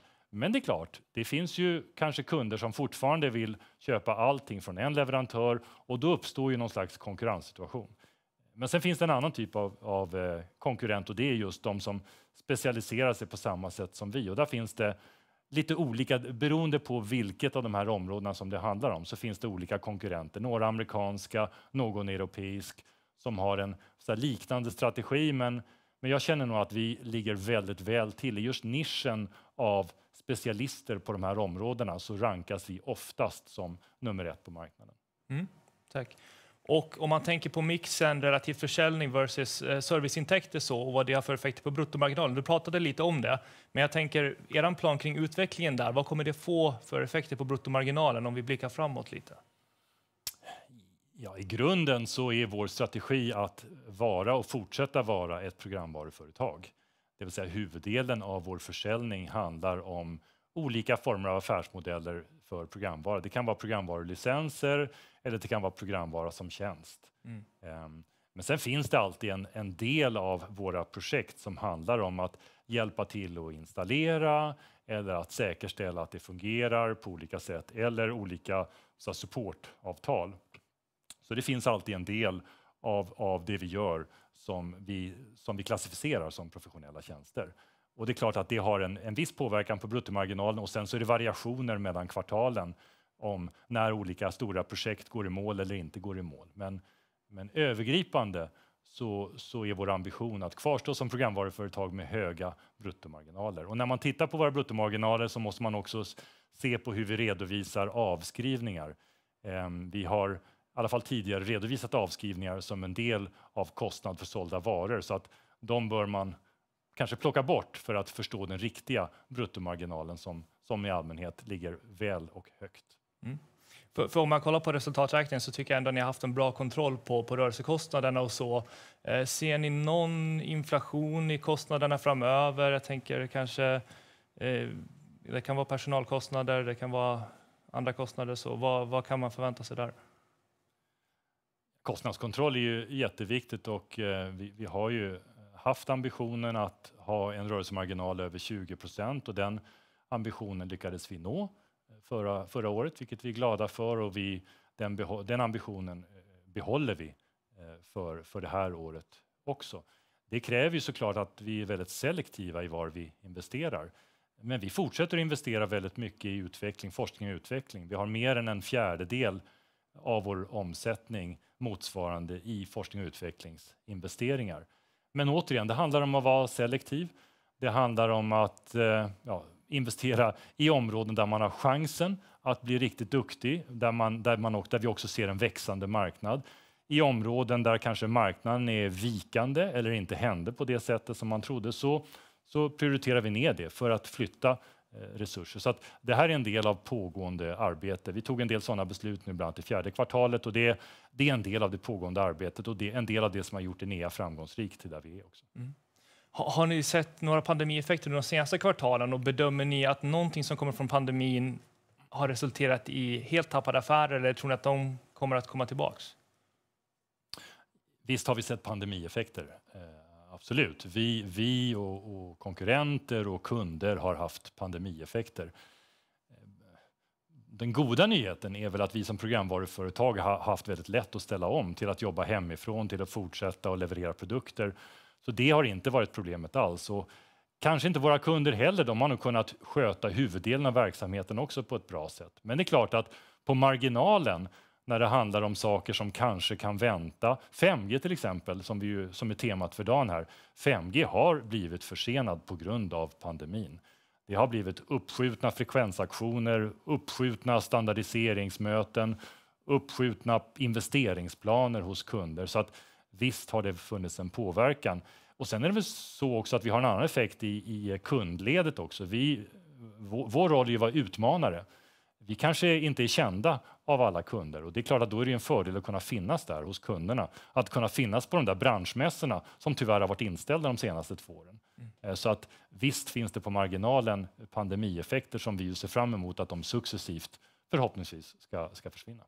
Tack. Och sen hade vi fått en tittarfråga också som rörde då, om du skulle lyfta fram och det här berörde du lite kanske, men er primära konkurrensfördel, vad ser du som er absolut största styrka? Vi är ett programvaruföretag och vi är precis så stora att vi är trovärdiga att kunna göra affärer med stora kunder, men vi är också precis så små att vi kan agera snabbt och vara snabbare än stora konkurrenter. Det låter jättebra. Tack så mycket. Ja, tack.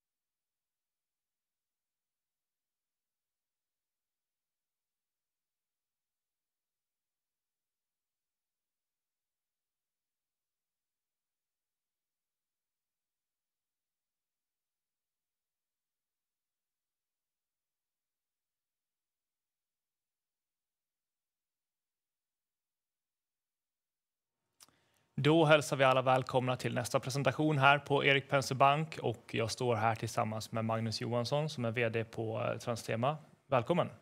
Tack så mycket! Och vi kommer att ha en kort presentation följt av en kort frågestund. Och med det sagt så lämnar jag över ordet. Tack. Hej allihopa! Magnus Johansson som sagt. Jag ska prata lite grann om Transtema, bolaget jag jobbar i, och vår roll i 5G-världen eller i mobilvärlden och vad vi bidrar med där. Jag har också med mig min kollega Henning Sveder, CFO i bolaget. Han syns inte nu, men skulle det bli någon klurig ekonomifråga då kommer jag ta hjälp av honom. Transtema, vi är ett teknikbolag och vi specialiserar oss på att jobba med pålitlig infrastruktur för telekomindustrin. Det är vår kärnverksamhet.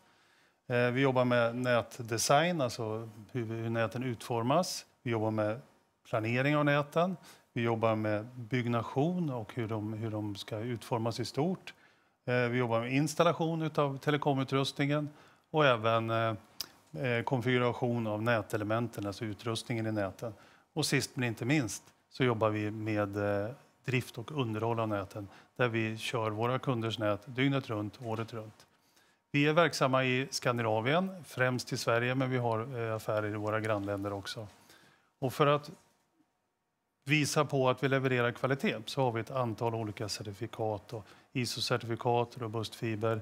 Vi har en säkerhetsklassning här i Sverige som vi är väldigt stolta över. Och vi har som ett bevis på att vi gör ett gott jobb så har vi tilldelats en del priser, branschpriser, däribland ett Telia-pris förra året.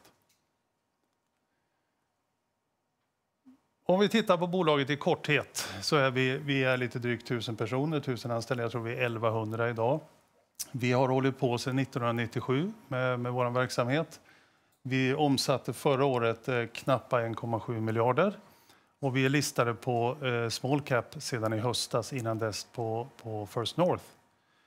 För att klara våra åtaganden vad det gäller installationer och drift så har vi tvungna att vara ganska spridda över landet. Vi finns på närmare 85 platser i Sverige. Och vår verksamhet då, som är väldigt fokuserad då på drift och underhåll och installationer. Vi hanterar väldigt många tickets som vi kallar det för. Det kan vara små uppdrag, det kan vara serviceärenden. Och vi hanterar i runda slängar 300 000 serviceärenden per år. Så det är en väldig rotation. Och för att lösa det så har vi närmare 800 tekniker ute och åker i landet. Många av er har säkert sett våra bilar ute och snurra i hela landet. Vår verksamhet bygger på en tes, en teori eller ett antagande som är att allt mer kommer att kopplas upp. Och det ser vi ser trenden är väldigt tydlig och har varit i många år. Det gäller både människa och maskin, att det är mer och mer uppkopplat och att kraven på att det är tillgängligt blir högre och högre. Det märks ju inte minst under pandemin när folk sitter hemma och allting måste liksom funka.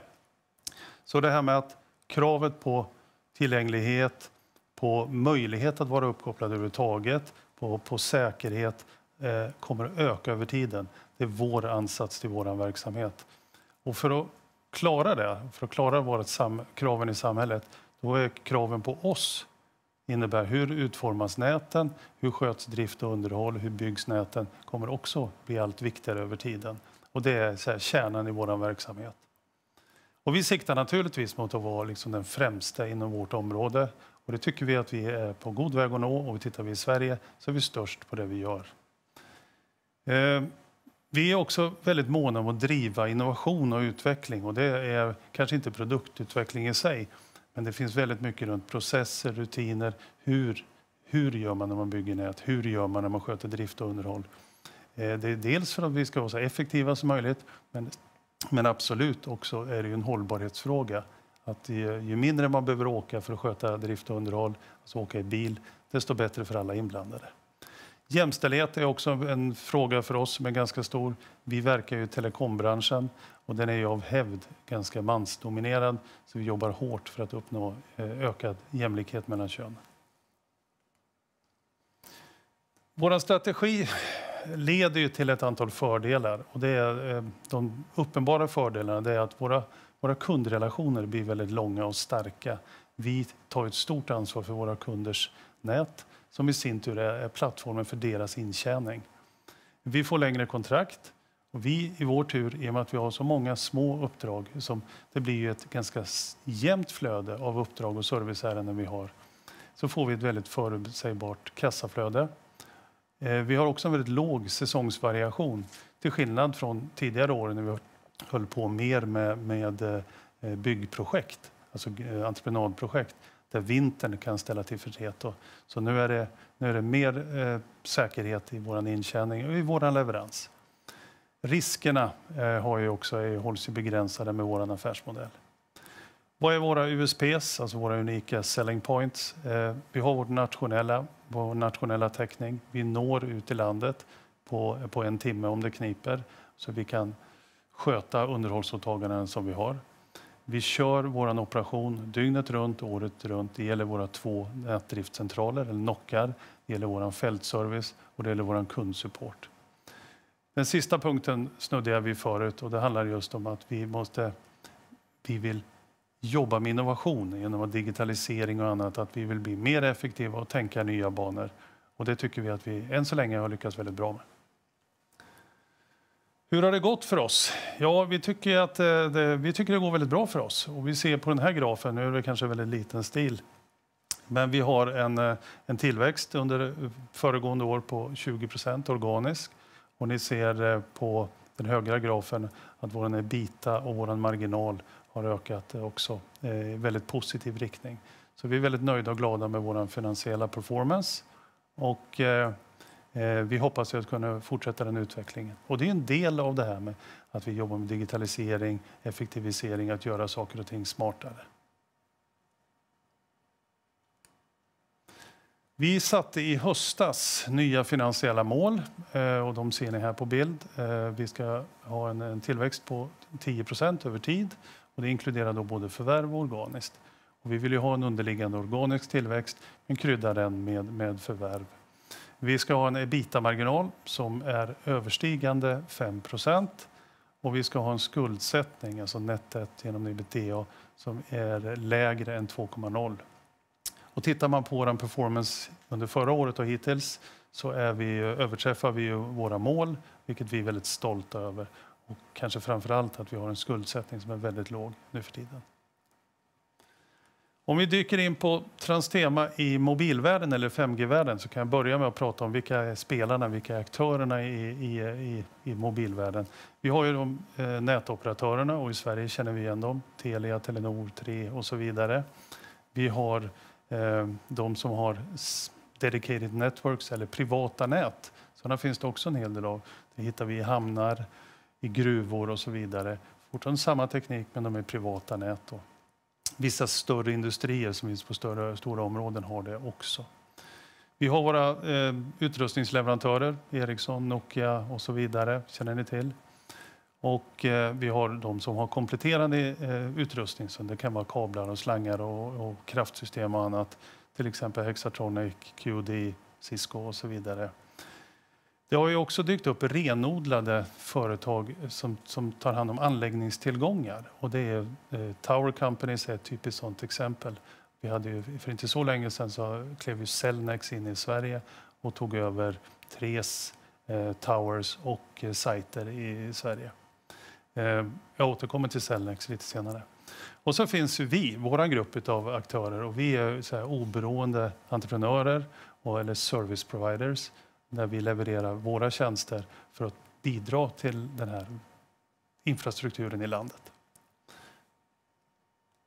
Tittar man på våra opportunities eller våra möjligheter inom det här området, så då är det från några olika delar som vi känner att vi har, där vi har möjligheter och vi har affärer. Dels så handlar det ju mycket om nu är vi i en utrullningsfas, och då handlar det väldigt mycket om byggnation, och vi har möjlighet att ta stort åtagande för utrullningsdelar, alltså project management, supervision.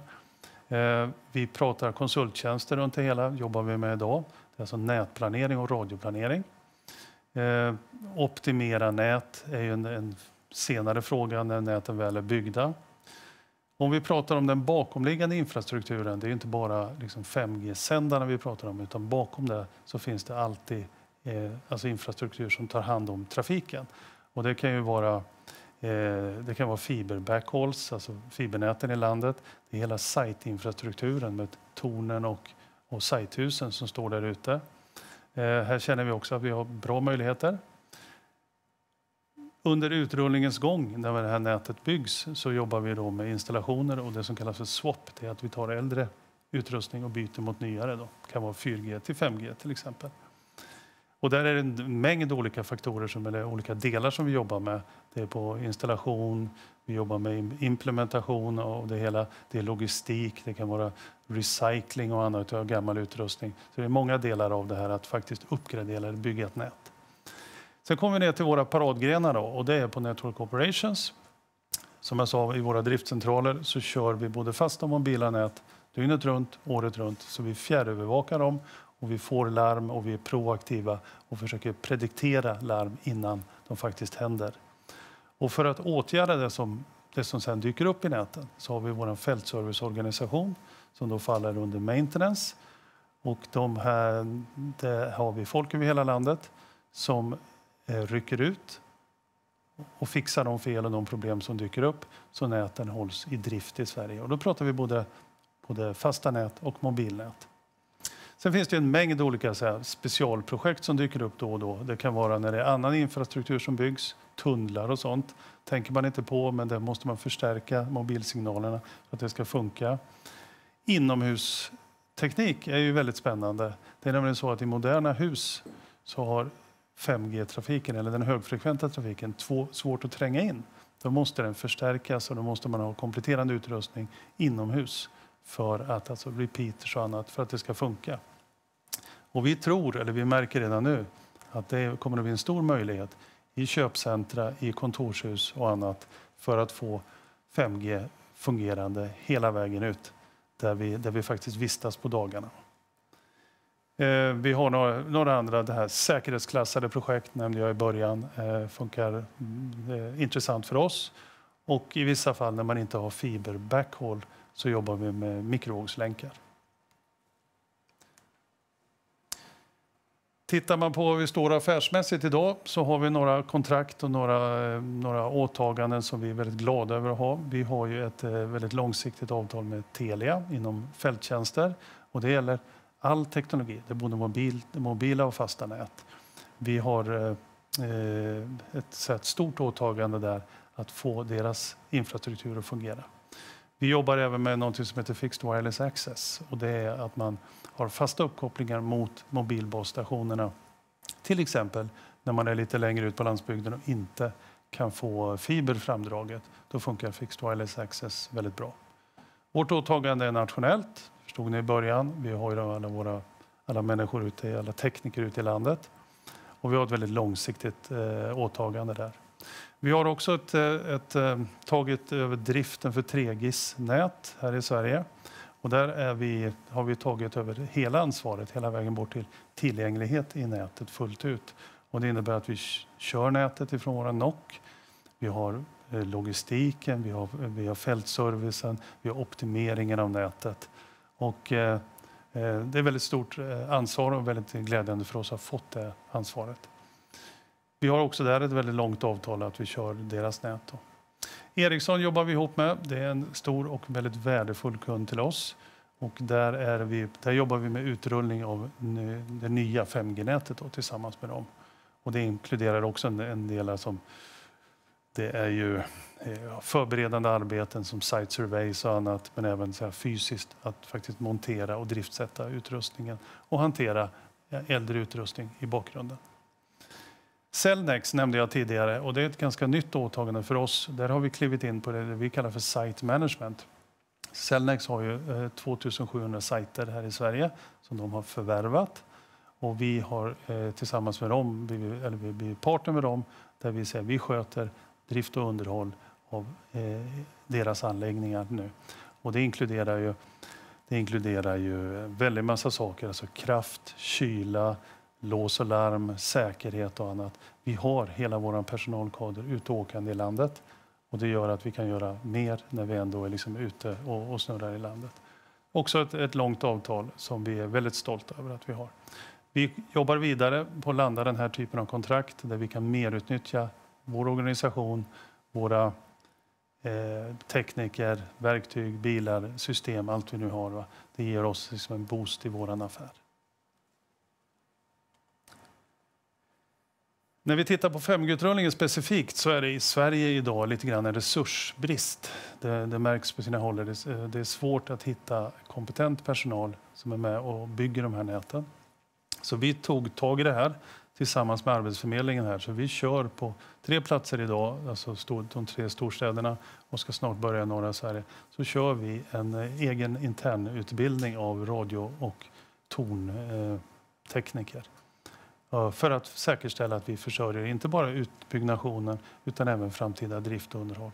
Och det här är väldigt uppskattat att vi tar ut yngre människor som då kanske inte riktigt hittar rätt på inom arbetslivet. Att ge dem en väldigt rak och tydlig väg in till ett attraktivt område där med arbete.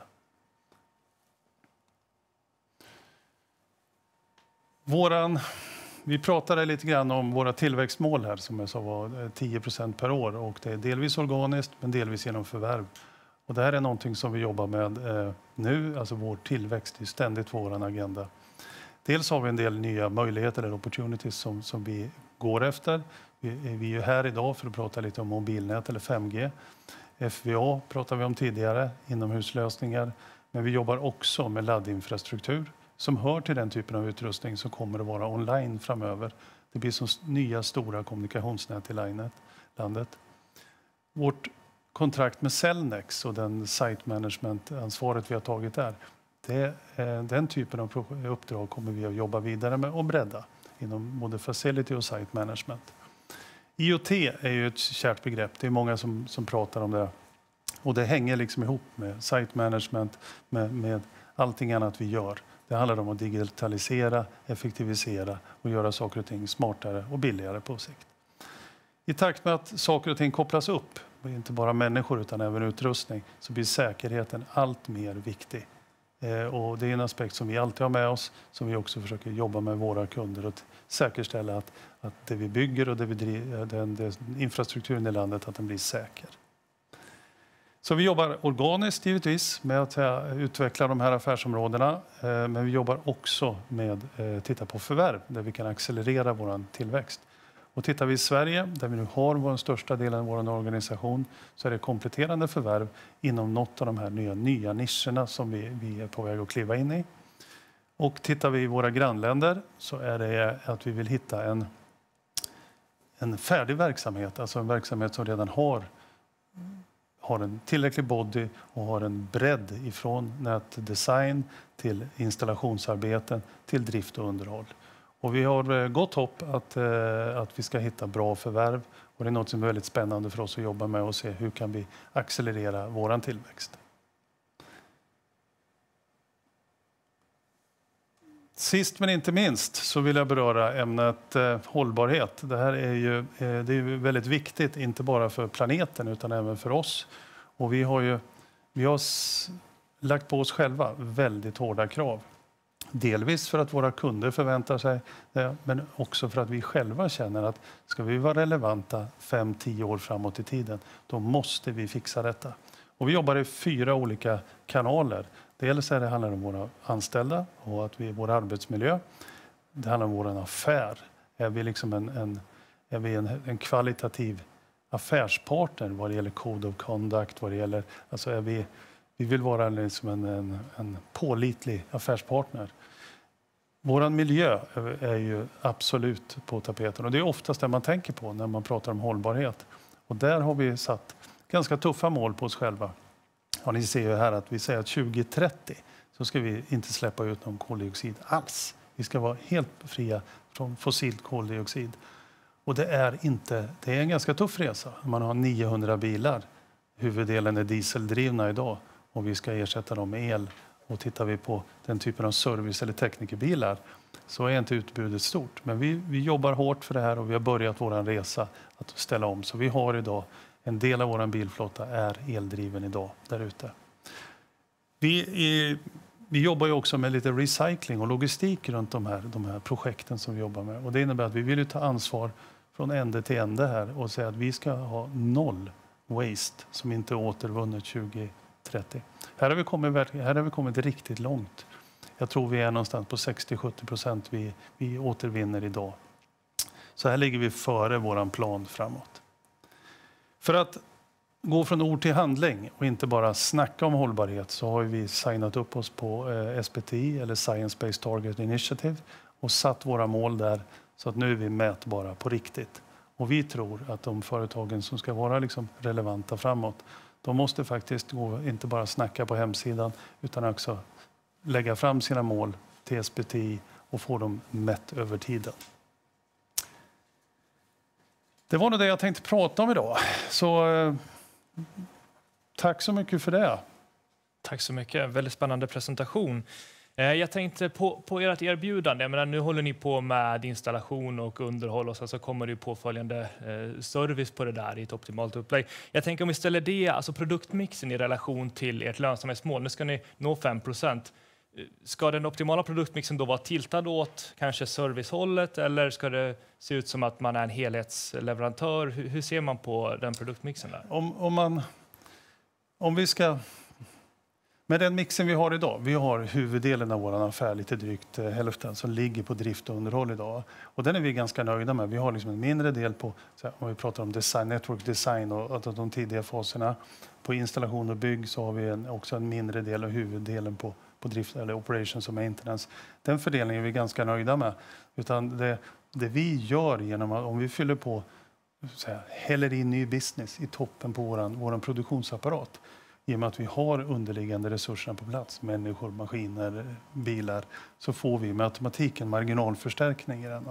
Så för oss är det egentligen att de här underliggande baskontrakten, det är en sund affär i sig. Men på varje nytt uppdrag som vi lägger på toppen så får vi en marginalförstärkning. Och det finns någon typ av accelererande effekter där som är väldigt, väldigt positiv för oss. Mm. Intressant. Och du nämner ju också de här stora, långa avtalen som ni har i nuläget. Om man ska prata i generella termer kring 5G, hur skiljer sig ett sådant avtal i termer av kontraktslängd och omfattning och så mot den storlek på avtal som ni sitter på idag? Ja, det är ju 2 faser i det här. Om vi pratar om utbyggnadsfasen, där är vi en av flera aktörer som deltar i utbyggnaden. Då. Och jag nämnde vi jobbar ju tillsammans med Ericsson i det här fallet. Och den takten kan man säga som utbyggnaden sker, den bestäms absolut inte av oss utan utav, i slutändan så är det nätoperatören, beställaren som bestämmer utbyggnadstakten. Så den är ju vad ska man säga, den är ju som den är. Men för oss är vi har inga volymgarantier om vi pratar utbyggnader och vi är en av flera, men vi vill vara med i utbyggnaden också. Och vi har volymer idag så det är inte det som är frågan. Men det är det som kommer sen. Det innebär att när näten då är driftsatta efter en soak-in-period, sen går de över i drift. Det är då det börjar bli verkligen intressant för oss. Och då kan det dyka upp, om vi tar som i fallet Telia, antingen så kommer nya tekniska anläggningar in i de befintliga avtalen vi har idag. Vi har ju fasta mobila nät idag. Och det kan vara om det är andra kunder, då behöver vi vara med och konkurrera om att skriva nytt avtal. Va? Men de avtalen blir ju långa. Så byggnationsåtagandet kan ju vara långt i tiden men utan större säkerhet om man uttrycker det så. Och vi tar utrullningen, det kommer ju pågå ett par år framåt i Sverige. Men det är sen när serviceverksamheten ska igång, det är då man tar de långa kontrakten. Och det vill ju båda parter. Vi vill det och nätägaren vill ju det också, eller teleoperatörerna. Just det. Och på tal om utrullningen då, vi har ju haft företag här tidigare under dagen som pratat mycket om det här med att pandemin och covid på så vis har fördröjt utrullningen i Sverige. Hur ser ni på 5G-utrullningen? Hur ser det ut just nu och för er del? Ja, jag tycker generellt att den går lite långsammare än vad jag trodde. För om du hade frågat mig för ett år sedan. Och igen, det är ingenting som vi har någon påverkan på, utan det är ju teleoperatören som bestämmer det. I vår ände så, i och med att vi tillhandahåller en samhällskritisk verksamhet, vi får näten att fungera. Och för vår del så har inte covid eller pandemin haft någon större påverkan. För den här, att vara med så här, byggnation det är inte den största delen vi håller på med, utan det är drift och underhåll. Ja. Så vi har inte haft någon större impact av pandemin. Men huruvida den har i teleoperatörens beslut att rulla ut långsammare på grund av pandemin, det vet jag faktiskt inte. Och sen så tänkte jag man kollar lite på kostnadsbasen och så. Ser ni någon risk för någon kostnadsinflation under 2022 här? Jag tänker i termer på personalkostnader, kanske andra typer av rörelsekostnader. Så. Ja, det som är, om vi tar personalkostnader, det är liksom ett branschfenomen. Vi har kollektivavtal och sådär. Så att det blir det blir. Va? Och det är en annan process. Men det som har slagit mot oss ganska direkt, det är att drivmedelspriserna har gått upp. Och den kommer ju direkt hos oss då. Och då måste vi, på tal om innovation, vi måste hitta smartare sätt, vi måste hitta nya vägar tillsammans med våra kunder för att liksom mitigera det. Va? Och det tycker jag att vi har hittat bra lösningar på. I vissa delar så har vi möjlighet att putta det vidare och i vissa delar så får vi jobba lite annorlunda helt enkelt. Intressant. Och sen så avslutningsvis, du pratar ju om förvärv och eran förvärvsagenda. Så kan man säga något generellt kring förvärvslandskapet? Är det högt konkurrensutsatt? Hur ser multiplarna ut? Är det så att det är liksom integrering som pågår? Finns det något generellt att säga där?